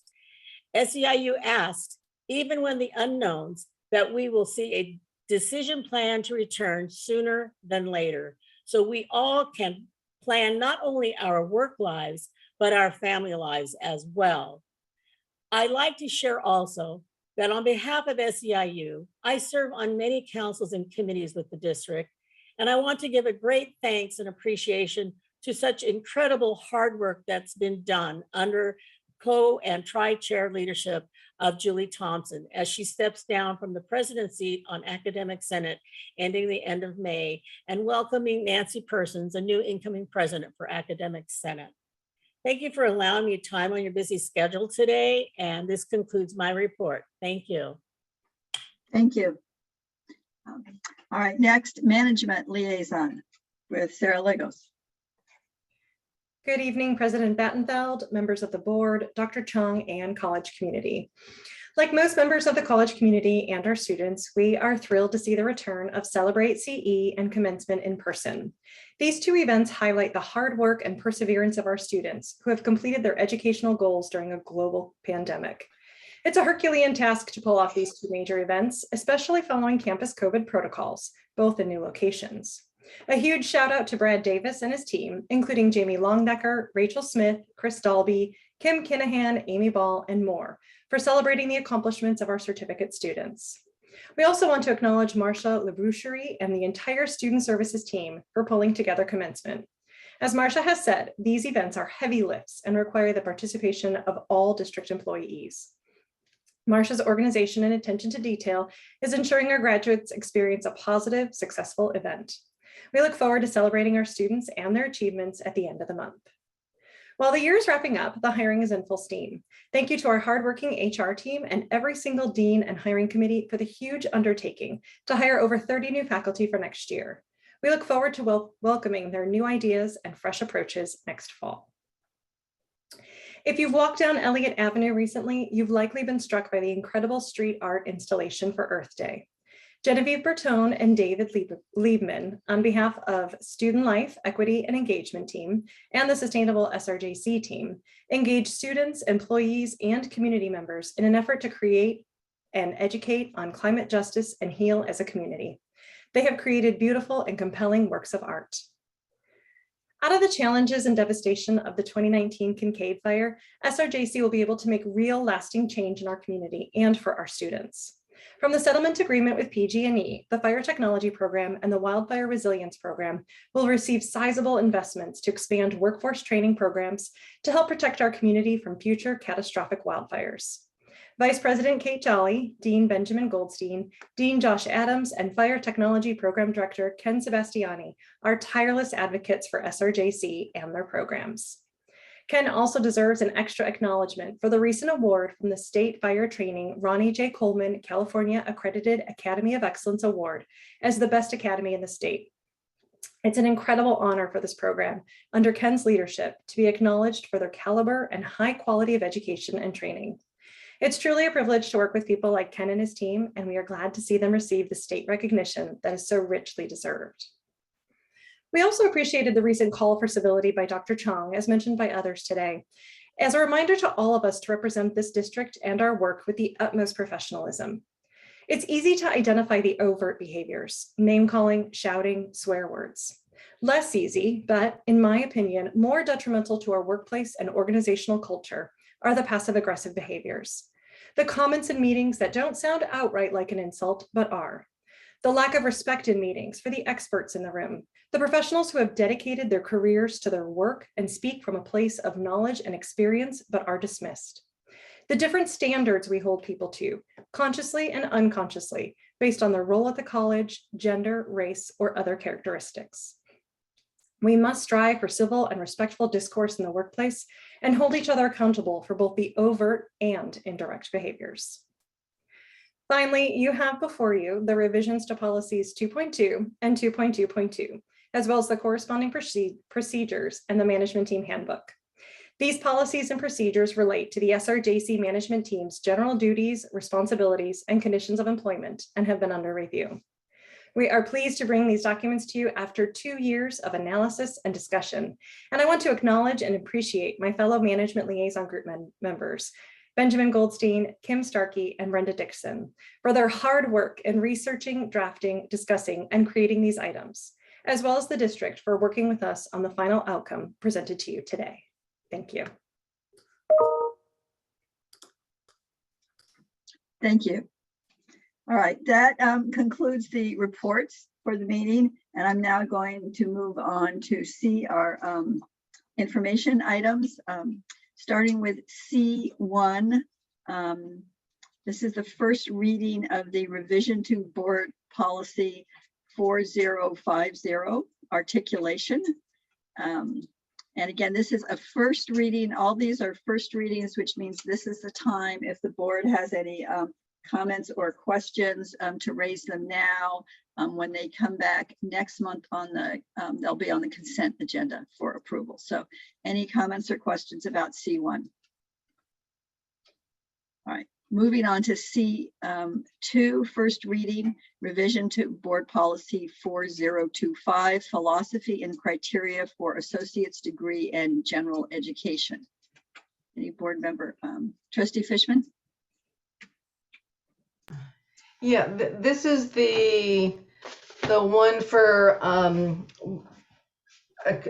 accreditation, it's the for the AA degree, the philosophy and the criteria. Correct. But I just wanted to acknowledge, because I'm reading these things word by word all the time to make sure I understand how pleased I was that the DEIA issues were incorporated into this criteria. And I wondered why it wasn't on the bullet points, but it's powerfully in the introductory paragraph, which is fine, and just an acknowledgement.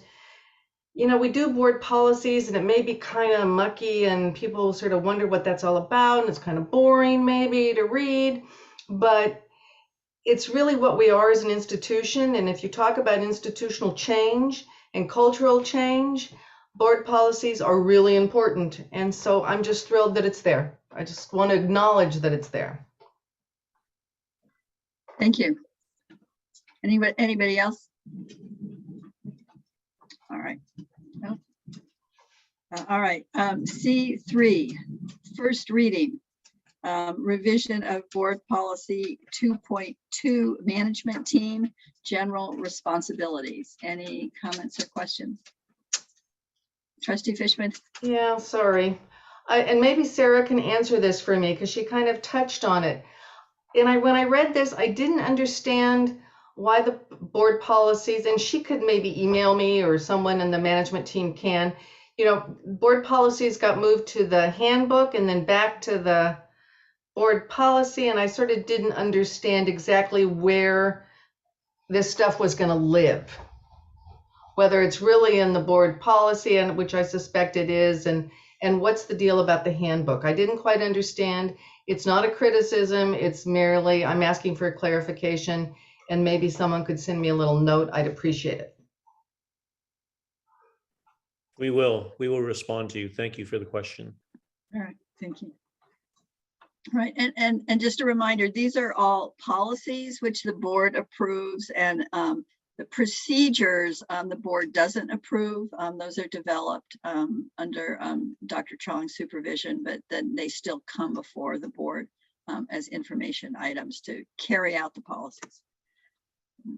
All right, let's see. C4, first reading, revision of board policy 2.2.2, administrative classified management and confidential positions.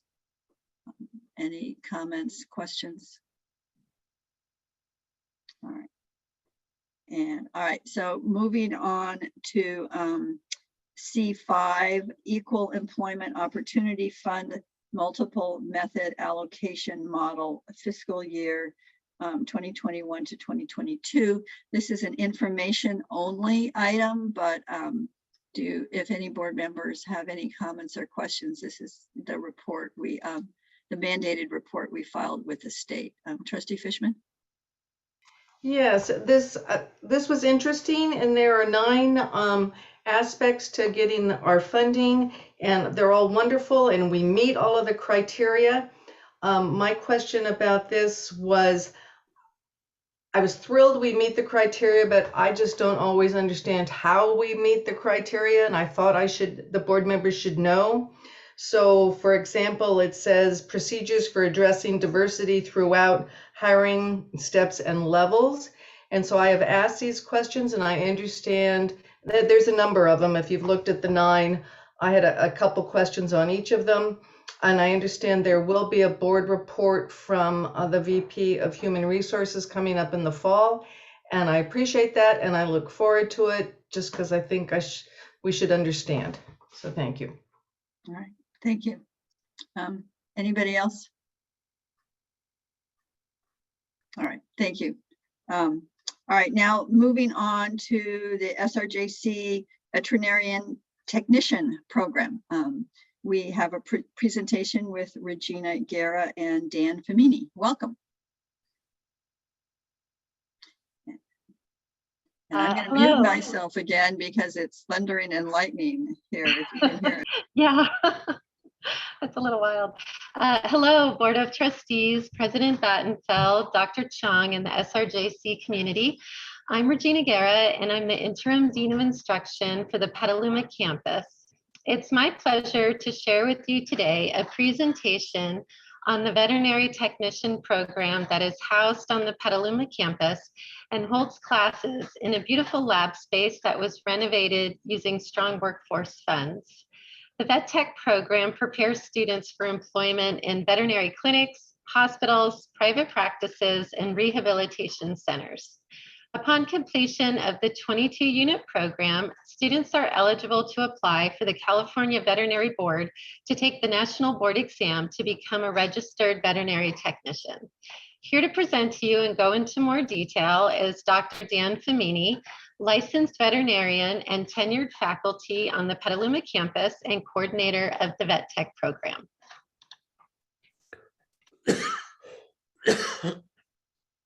So hello, board, and thank you for giving me a few moments. Obviously, there's a lot going on. We live in exciting times, and I'm here to catch you up with a few of the current events going on in the veterinary corner of the world, such as right here with one of our current students, Ariana, who just resuscitated that puppy. That was a C-section puppy from a very challenging dystocia pregnancy on a poodle.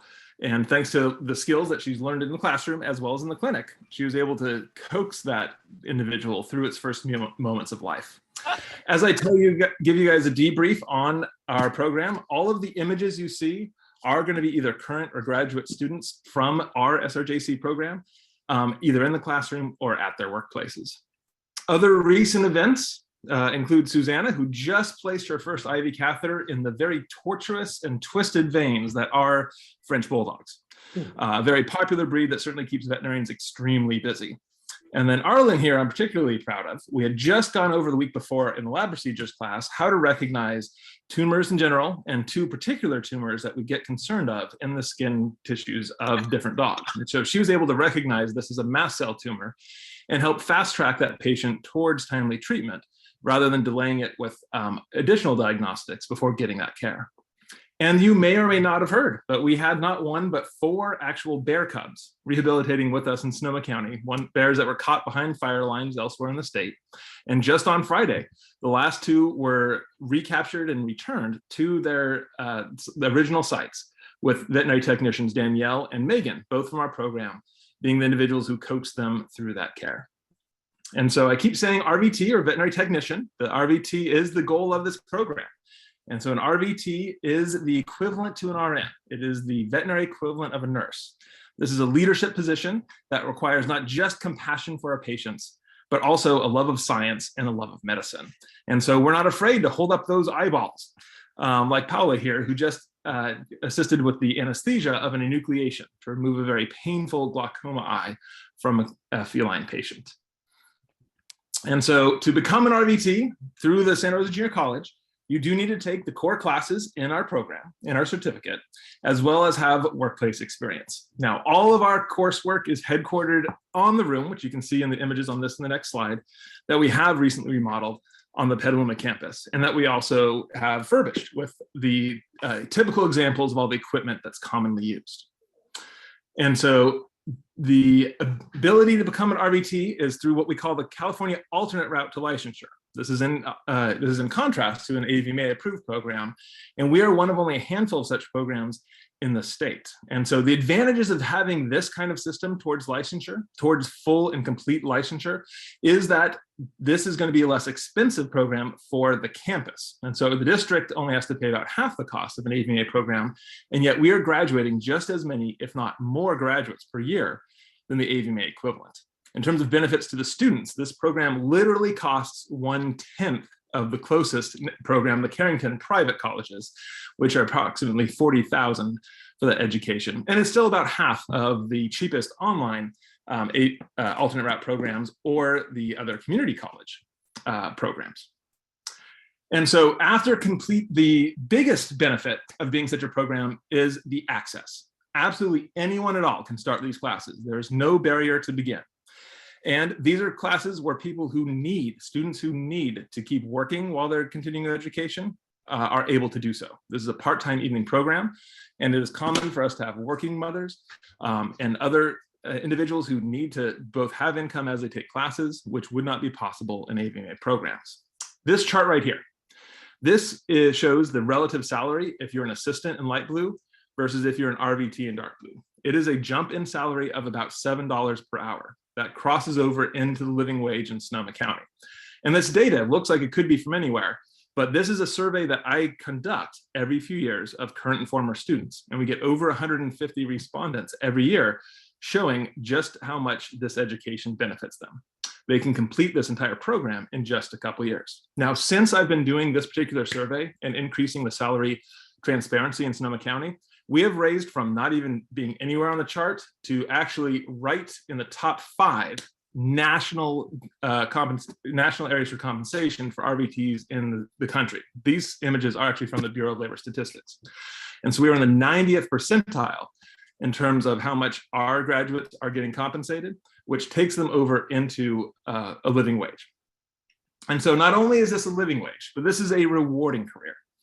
And so such as Jessica here, who just helped nurse this dog through a bacterial disease, oddly called salmon poisoning.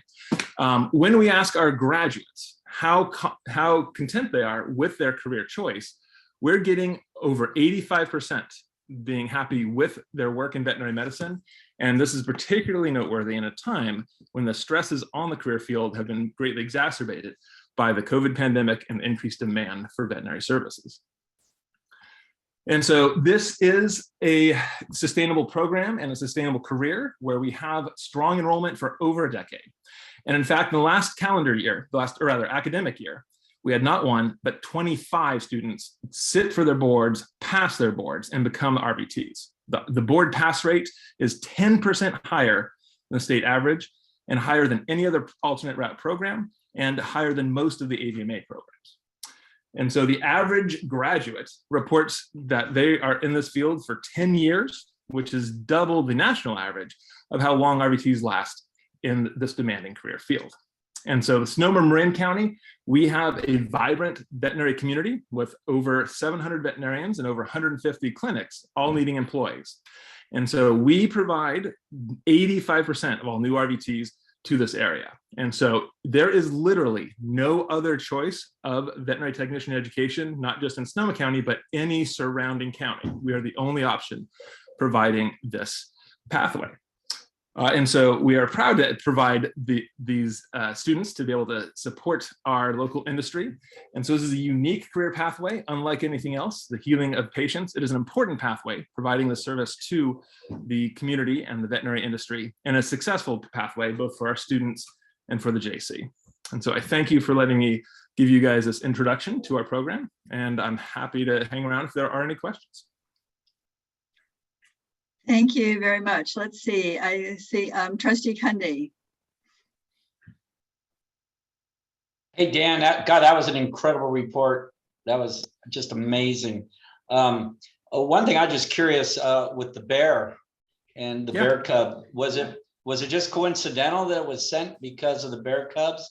That's question number 1. And number 2, did anyone try to talk you into training the bear to be a mascot? I thought that'd be right up Frank Chong's alley to run the mascot out there. Anyway, but great job. But I'm just curious where the bear, that was amazing. Gotcha. Yeah, there's actually only 3 rehabilitation centers in the entire state that are permitted to rehab bear cubs. And so there's one in the up towards Tahoe, which takes all the bears from snowy areas, one down in Southern California that takes the bears from warmer climates, and then we take all the bears from temperate climates that need to be rehabbed from the state. And while this is all about returning to the wild, when we did sedate it before it shipped out, I did make a couple nose prints. So if you want a quick souvenir, I can get those to you.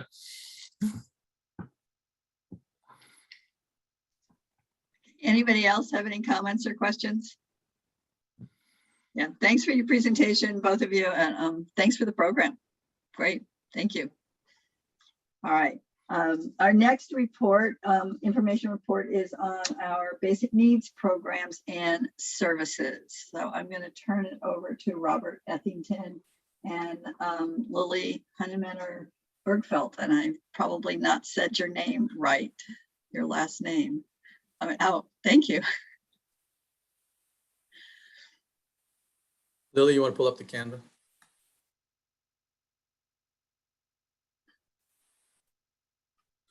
President Battenfeld, members of the board, Dr. Chong, college community, good afternoon. It was roughly 6 years ago we started talking about the concept of basic needs as a district priority. At that point, we had no formal program. And at the center of that conversation were many of our student leaders asking us to do more to support our most vulnerable students.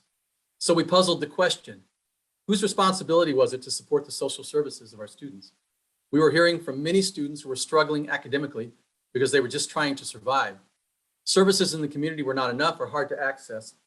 Our conclusion was this: equity is about ensuring that all students have access to the resources they need to be successful. And we considered the college to be an equity-centered institution, or at least aspirations of becoming one. Then we had a responsibility to fill in the basic needs gaps where we could. So shortly thereafter, we developed one of the first basic needs programs at a community college and began to build the infrastructure. We repurposed the Student Copy Center to become a student resource center. We re-engineered a classified position to coordinate services, reallocated some resources to provide food support, including pantries on both campuses, began talking about the feasibility of a student housing project, worked with SGA to pass the student transportation fee. We also partnered with the county services to provide a continuum of care, and most recently, reassigned a manager as the Director of Reentry and Student Resources. Thanks to additional state funding and Measure O, this vision is becoming a reality. To tell you about the resources we provide to students related to food, housing, and transportation insecurity, I want to bring up our director, Lily Hunnemanner Bergfeld. Thank you.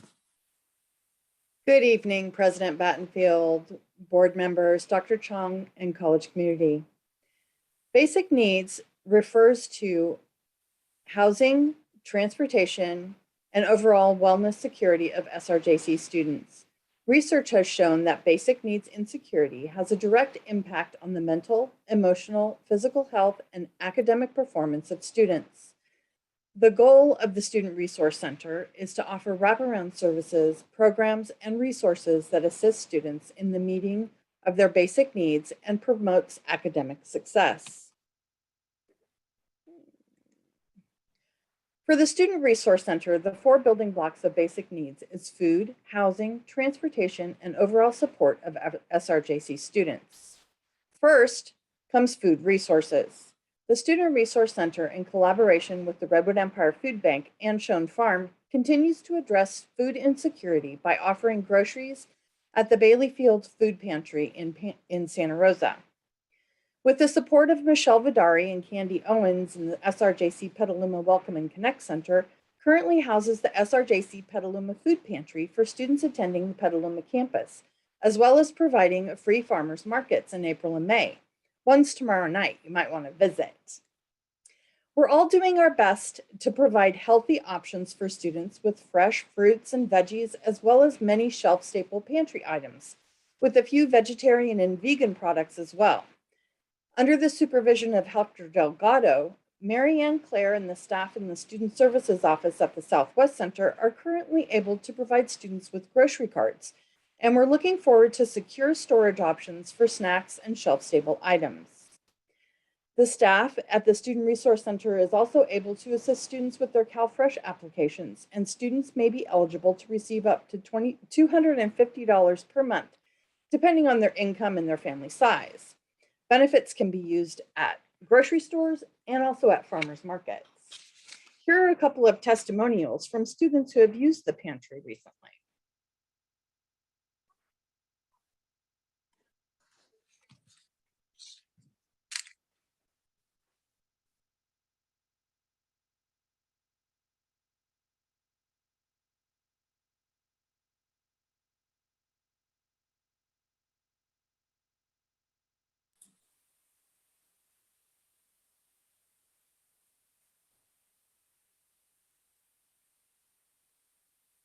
I think we lost it, Lily.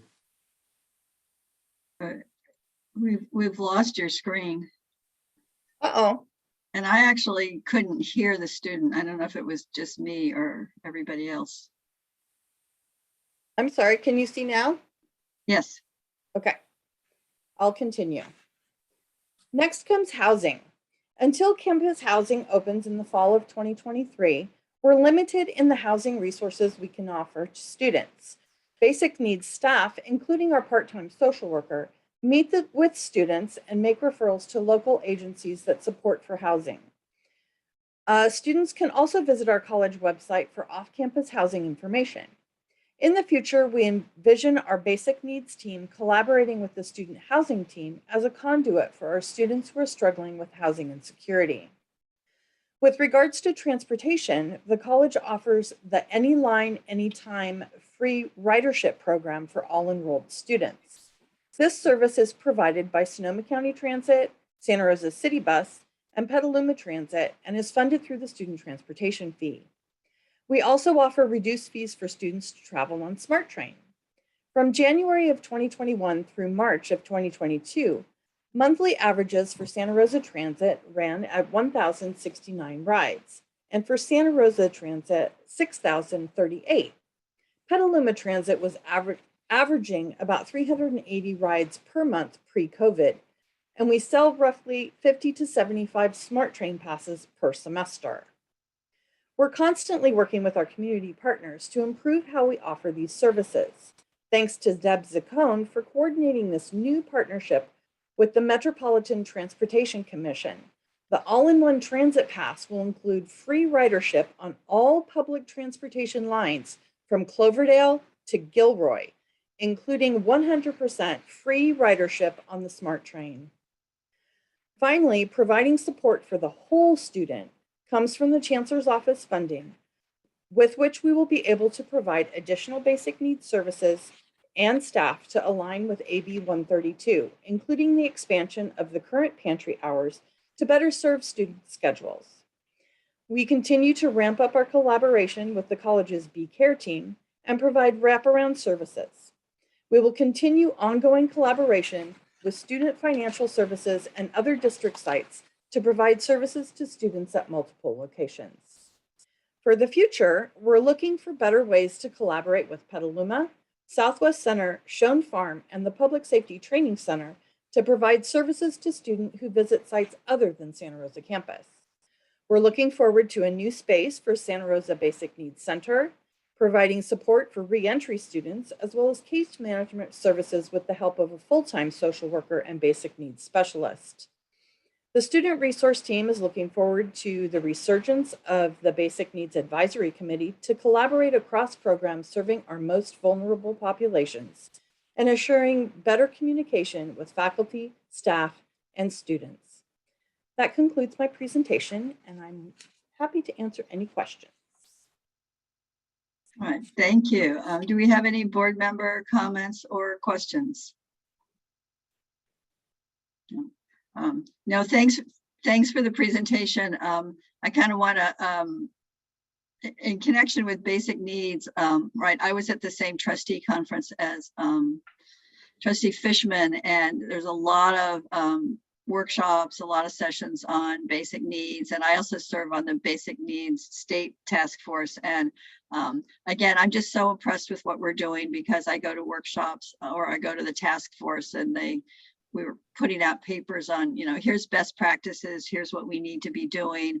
And I go, and then a lot of almost everything that they're recommending, we're either doing or trying to do. So I mean, there's always more we can do, but I'm just really, really impressed with what we are doing and what we're able to offer our students. And in many ways, we're serving as a role model for colleges all around the state, both in terms of housing and food security and transportation. So thank you and congratulations. Good work. We appreciate it.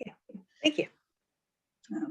All right, we have another information report, sabbatical leave reports. We get to hear all the great things our faculty are doing. And I think Jane Sildanyatali, you're going to be, I think, presenting with Mary Catherine Oxford and Vince Hamilton. So welcome.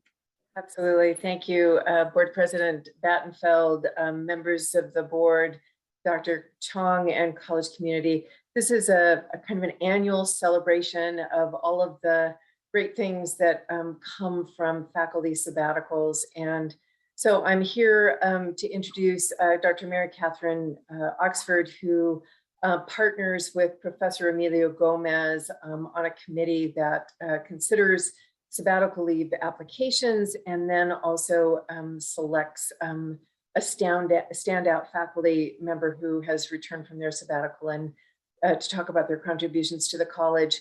I will say before I hand it over to Mary Catherine that this year's selectee is special to me. I was looking, and it was almost exactly 11 years ago that I was recommending Vince Hamilton forward as a counselor at the kind of emerging Petaluma campus to take over an assignment in EOPS. And so I'm just, I cannot tell you how delighted I am, not only by all the wonderful years he's put in at the college, but by this recognition and honor that he's received. And anyway, so it's a special night for me. So I will hand it over to Dr. Oxford.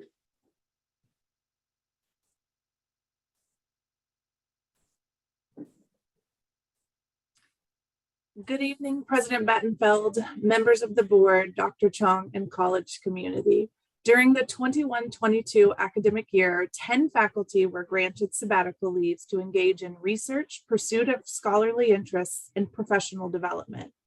These leaves benefit students through the infusion of new scholarship, revitalized curriculum, and strengthened instructional programs. I want to acknowledge the challenges of those 10 faculty as they navigated their sabbatical work during the COVID-19 pandemic.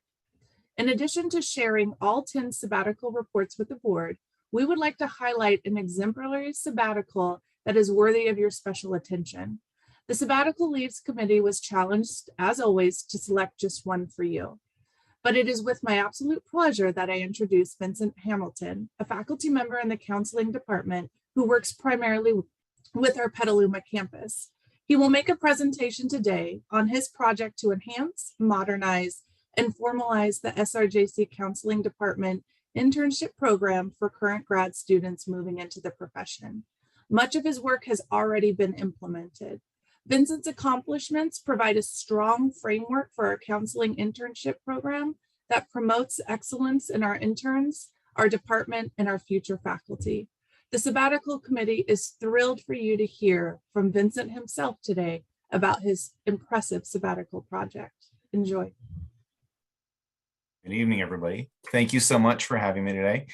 It's a wonderful introduction, and I'm so pleased to be here with all of you. I'm going to share my screen so that way you can see what I see. And let's take a look.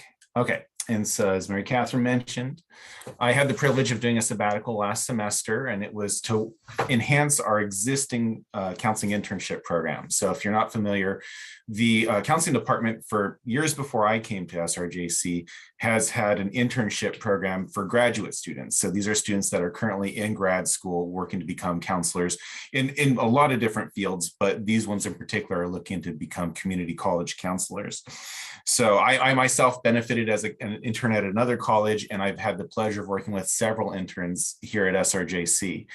So what these interns do is that they basically are working with us side by side with our students, learning from us and our students. So these are interns learning from us. And our program has always been set up in a way where the counselor is the mentor and the counselor is the one guiding that student's experience and education throughout an academic year.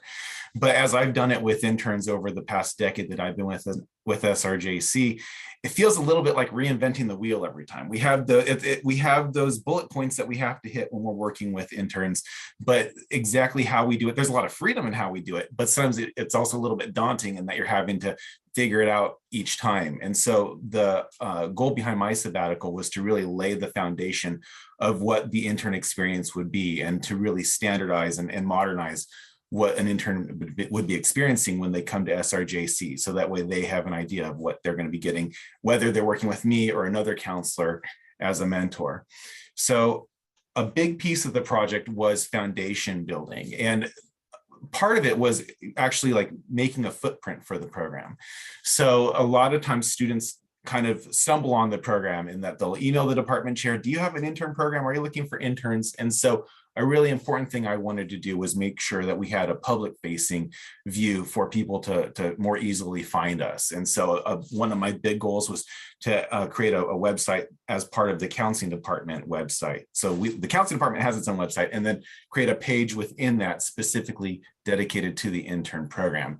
And so this is just a teeny tiny picture of it. If you went to counseling.santarosa.edu, you would see a link for the graduate program.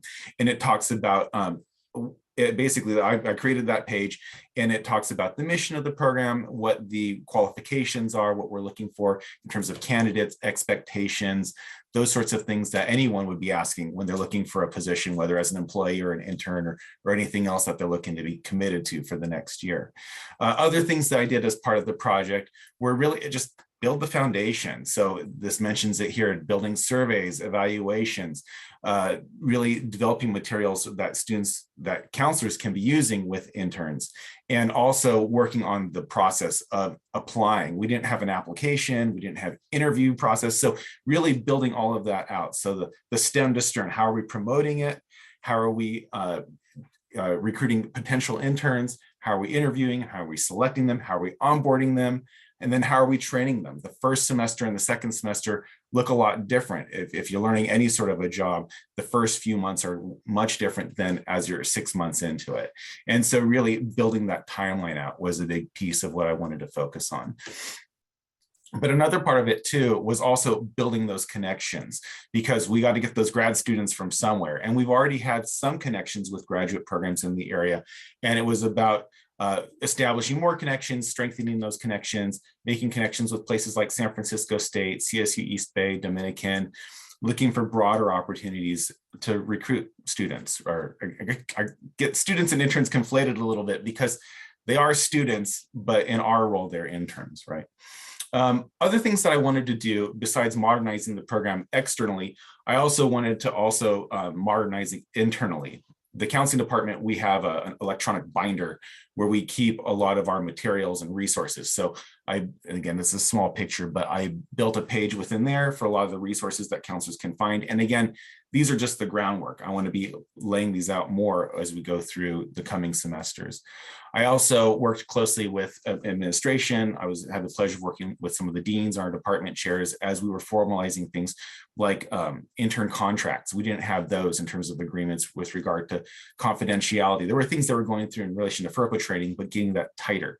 So that was a big piece of what I did, as well as internally, we have our own equity committee within the counseling department.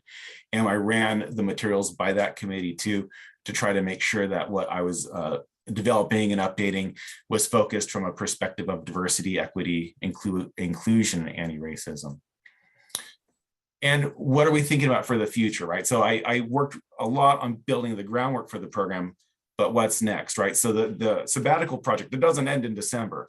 The idea is that this is groundwork that's going to be laid and modified and updated for hopefully as long as I'm here, but at least, especially for this next year, I really want to do what we'd call beta testing, right? Like build all these materials. Do they work? Does this make sense? What needs to get updated? Like anything you do, you're going to be tinkering it and adjusting it as you move along. So that's a big piece of what I want to be doing next year with the groundwork I laid during the sabbatical, is trying it out, making sure it makes sense. And also, I mentioned making connections with grad programs, but also I want to be developing more connections with other internship programs in the region as well. I had the pleasure of talking with coordinators of intern programs at Las Positas and College of Marin, and there's a lot of other intern programs programs within the Bay Area regions. And so there's opportunities there for interns to get even better experiences, especially now as we're doing more things electronically on Zoom. So there's a lot of potential out there. And so I'm really excited for where this might be able to go in the future. And lastly, there's also statewide designations of what's like a faculty internship.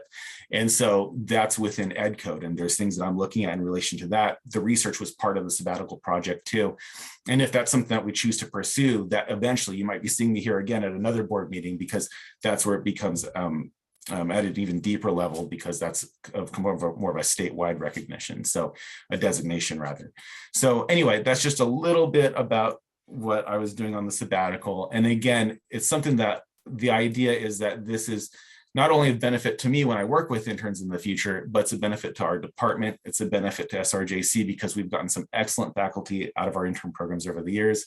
And we're looking forward to having more opportunity to have that carry on into this next round of faculty hired here and elsewhere across the state. So you've got my contact information there. Please feel free to reach out to me if you have any questions, or if you know anyone who's in a grad program looking for an internship.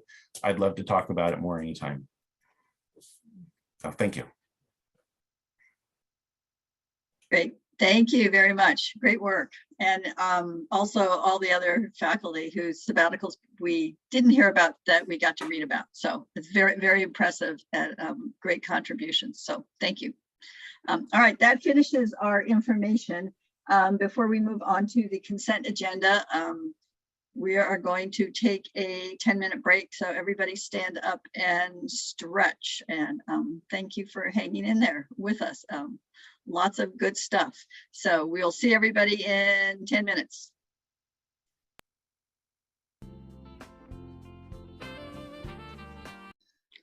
Yep.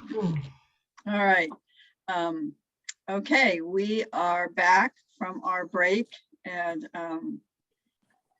starting with the consent agenda. And unless anybody wants to remove anything from the consent agenda, I will to consider separately. Otherwise, I need a motion to approve consent agenda items 1 through 15. So moved to approve consent items 1 through 15. Thank you. Second. All right, we'll have a roll call vote on the consent agenda. Student trustee Cole, Yes. trustee Bañuelos, Aye. trustee Fishman, Aye. trustee Kundy, Aye. trustee Lindley, Aye. trustee Martinez, Aye. trustee Valdovinos, Aye. trustee Battenfeld. Aye. Okay, thank you. Now moving on to the action agenda. First, we have F1, which is personnel actions for May 10th, 2022. I need a motion and a second, please. Move for approval. Second. Thank you. Do I have any public comment on personnel actions?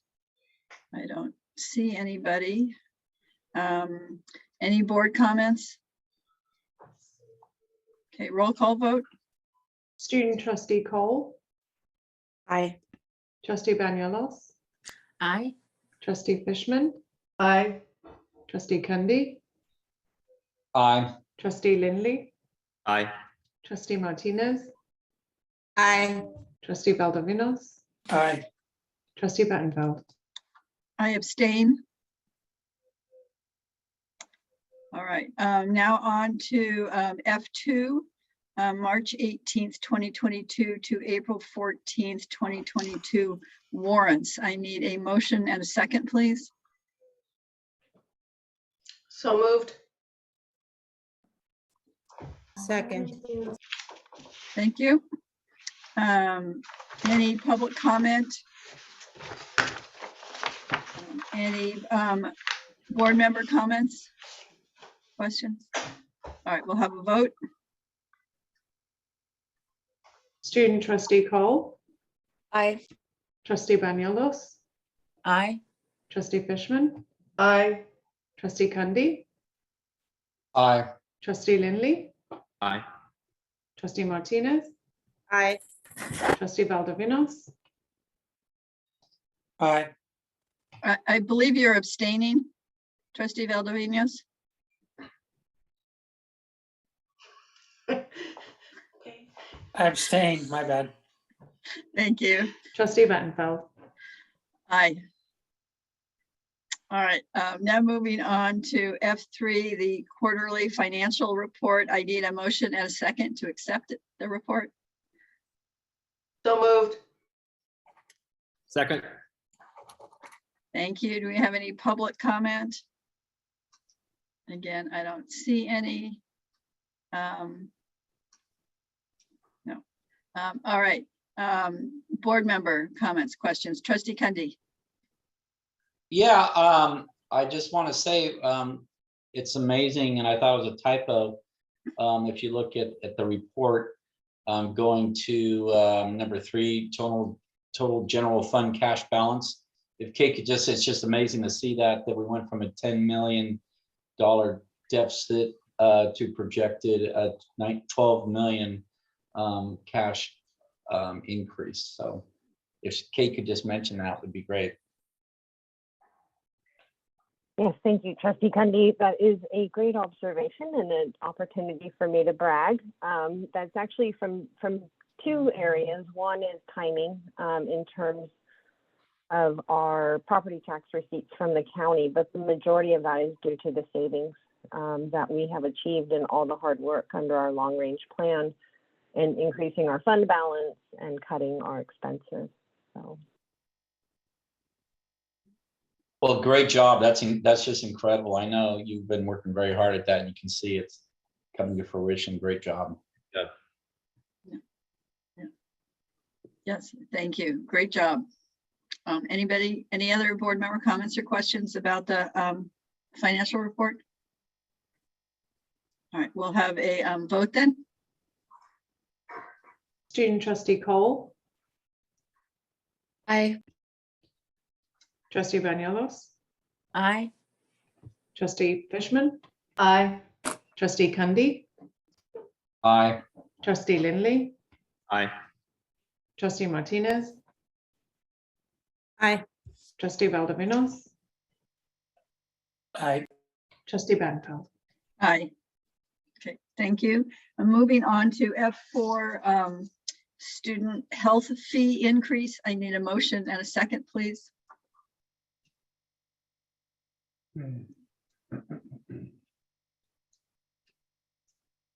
So moved. Second. Thank you. Any public comment? I don't see any board member comments or questions. All right, we'll have a roll call vote. Student trustee Cole. Aye. Trustee Banuelos. Aye. Trustee Fishman. Aye. Trustee Cundy. Aye. Trustee Lindley. Aye. Trustee Martinez. Aye. Trustee Valdovinos. Aye. Trustee Battenfeld. Aye. Thank you. All right, on to F5, Resolution 10-22, changes to the adopted budget. I need a motion and a second, please.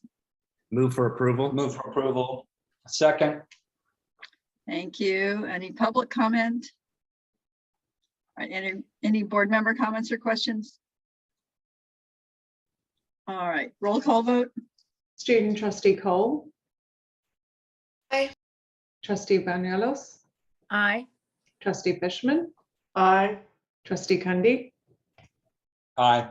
Trustee Lindley. Aye. Trustee Martinez. Aye. Trustee Valdovinos. Aye. Trustee Battenfeld. Aye, thank you. Next, we have Resolution 11-22, authorizing use of the design build delivery method for the Southwest Center facility modernization. I'm going to ask for a motion and a second to get it up, and then we're going to have a brief presentation from Serafin Fernandez before we have public comment or board comment. So if I could have a motion and a second. So moved. Second. Thank you. All right. Seraphin, you have a presentation for us? Yes.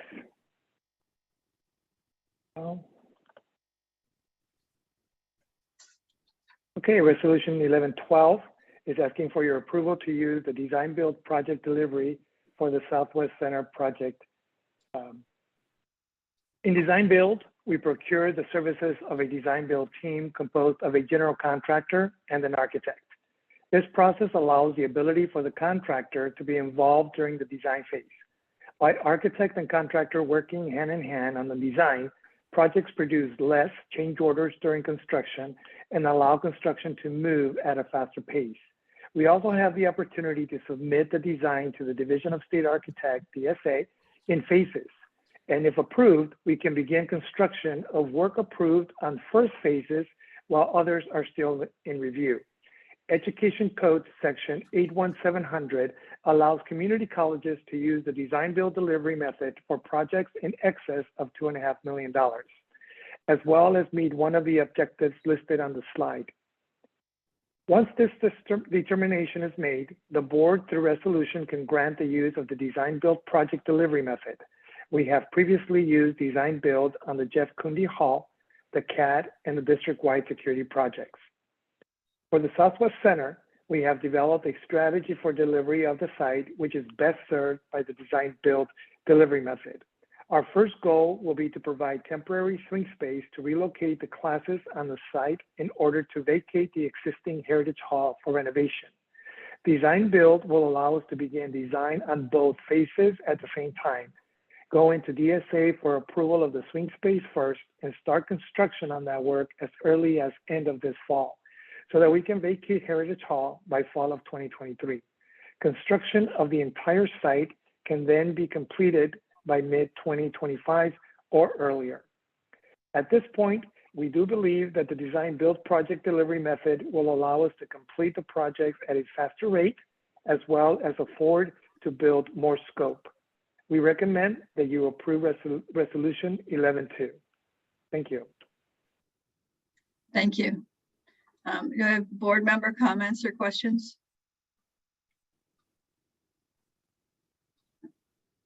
Okay.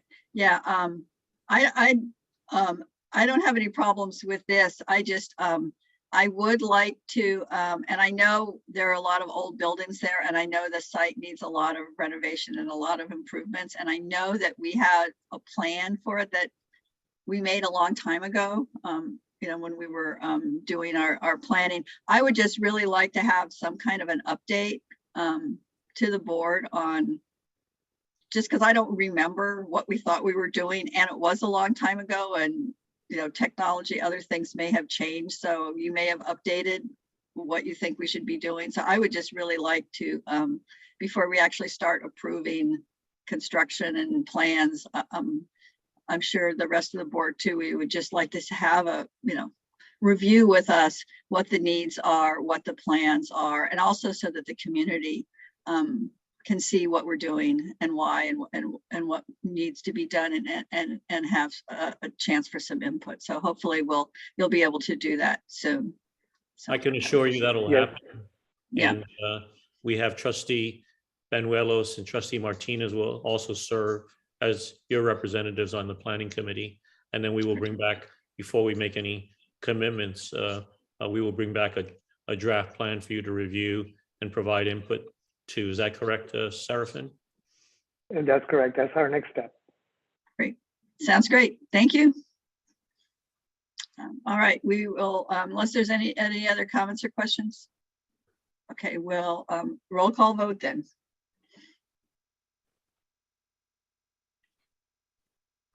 Student trustee Cole. I'm sorry, I do have a question. So sure, go ahead. If we want to wait on it, then I would say no, or would I say yes? I'm so sorry.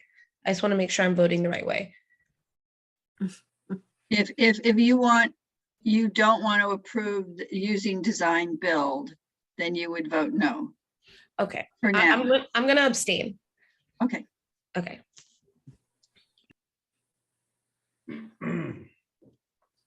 Student trustee Banuelos. Aye. Trustee Fishman? Aye. Trustee Cundy? Aye. Trustee Lindley? Aye. Trustee Martinez? Aye. Trustee Valdovinos? Aye.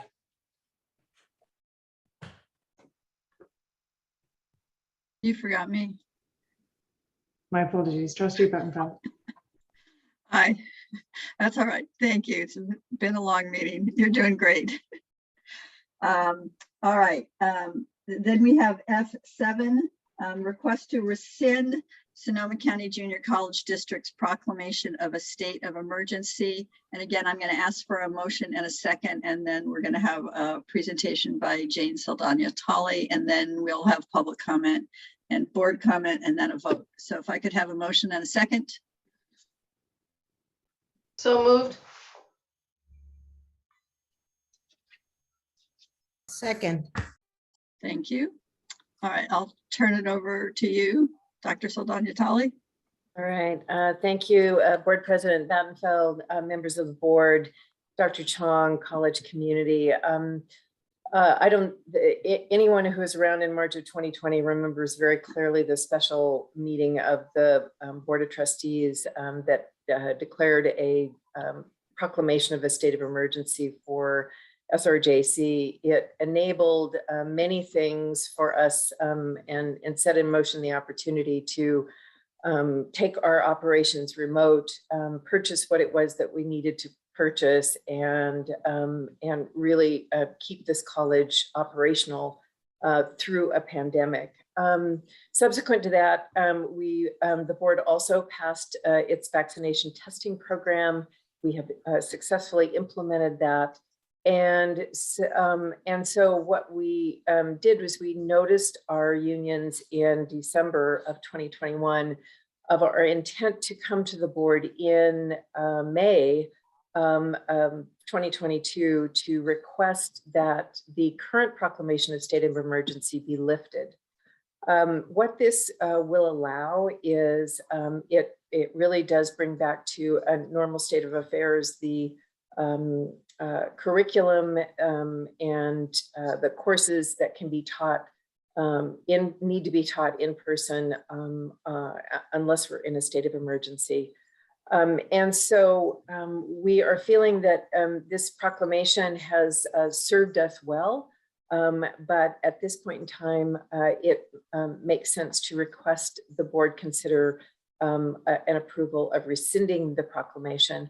I also want to say that if tomorrow something occurred that made it such that we needed to declare another state of emergency, it would be entirely possible for this board to hold another special meeting and on the basis of whatever was identified to declare another state of emergency. So this is just lifting the one that was declared in March of 2020. So I'm available for any questions that any members of the board have, or to help out in any way here. Okay, thank you.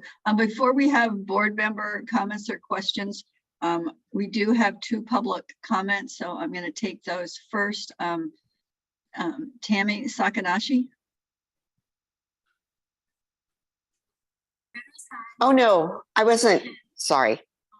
Your hand is raised, but no, sorry. Okay. Oh my gosh. So sorry. That's fine. That's fine. So then we also have Mr. Von Reporten. Thank you. Actually, I would raise my hand for the prior item. Should I address that now, or would you like to come back to it?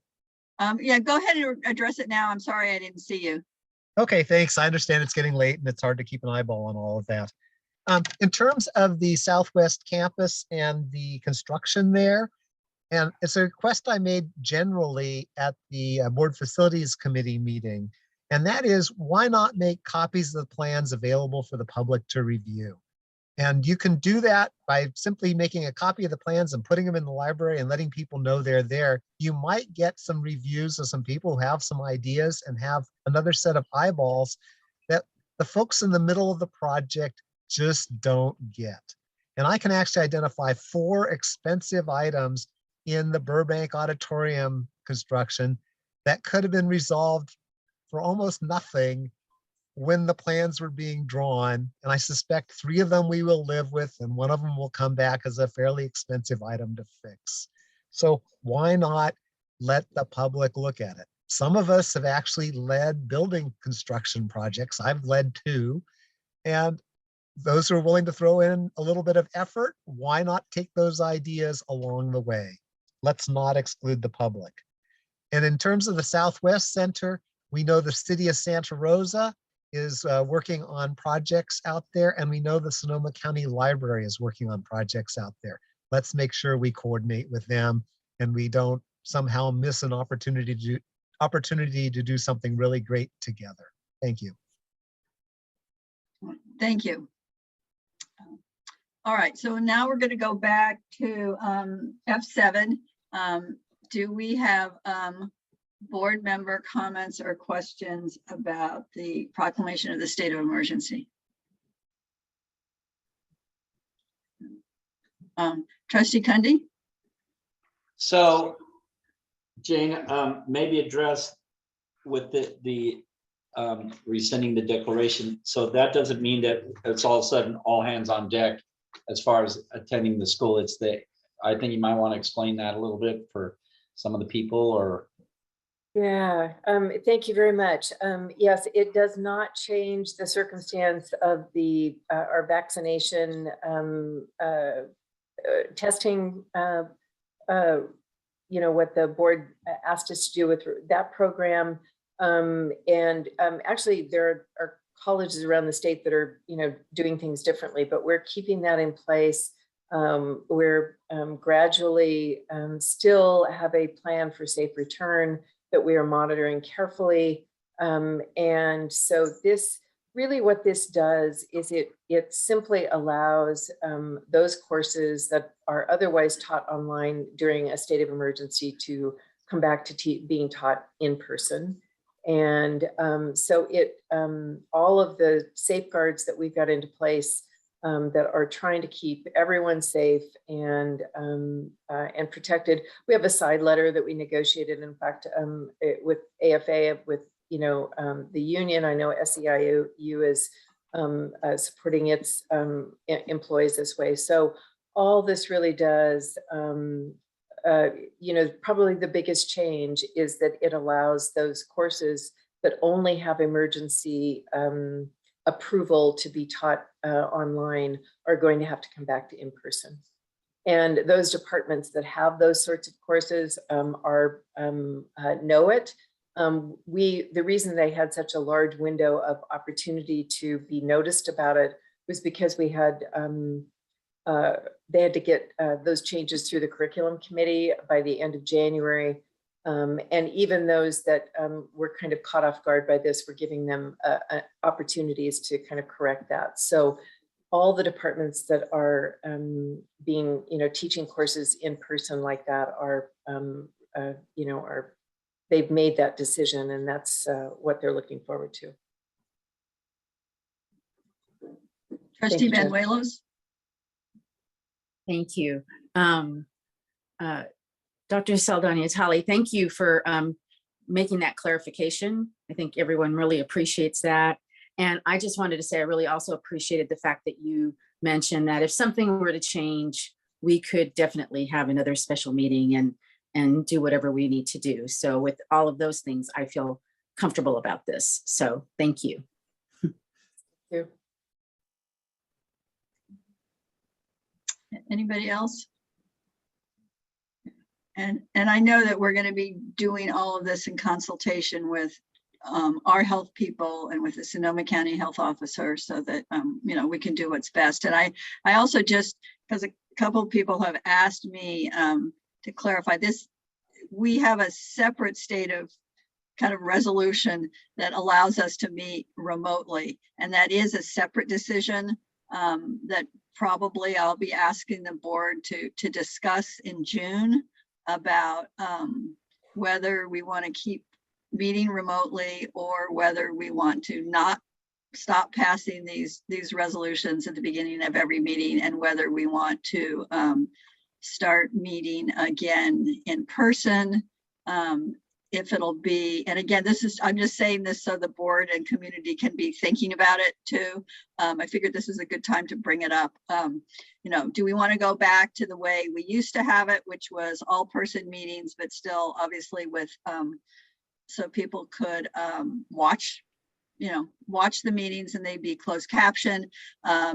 Some boards I know, this is partly from talking to people at the conference, we're doing some kind of hybrid where you can come in person or not. And I also don't know, since we're an elected board, what the legal rules are. So my job is to check all that out before we have a board discussion about that, hopefully in June, so that we know, so that we follow the law around, board meetings too, if we do decide to make any changes, but that is separate. But that, again, that is a discussion and a decision we will have to make as a board as well, so. Yeah, President Battenfeld, I just want you to know that I'll be working with legal counsel with you and Zara to look at not just the board meetings, but a desire to try to make some policy decisions around shared governance meetings. And it's my hope that we'll be able to reconvene shared governance meetings when we come back in the fall, if it's safe to do so. And there are a lot of districts going through, as you said, the same thing around board meetings, shared governance meetings. Want to make sure we're in compliance with rules and regulations, and it's further complicated by different counties have different recommendations. So we will be bringing this to our legal counsel as well as to our county health director for advisement, and we'll be bringing it back to the board. Thank you. And yeah, thanks. All right, anybody else? All right, then we're ready for then a roll call vote on F7. Student trustee Cole. Aye. Trustee Banuelos. Aye. Trustee Fishman. Aye. Trustee Kandi. Aye. Trustee Lindley.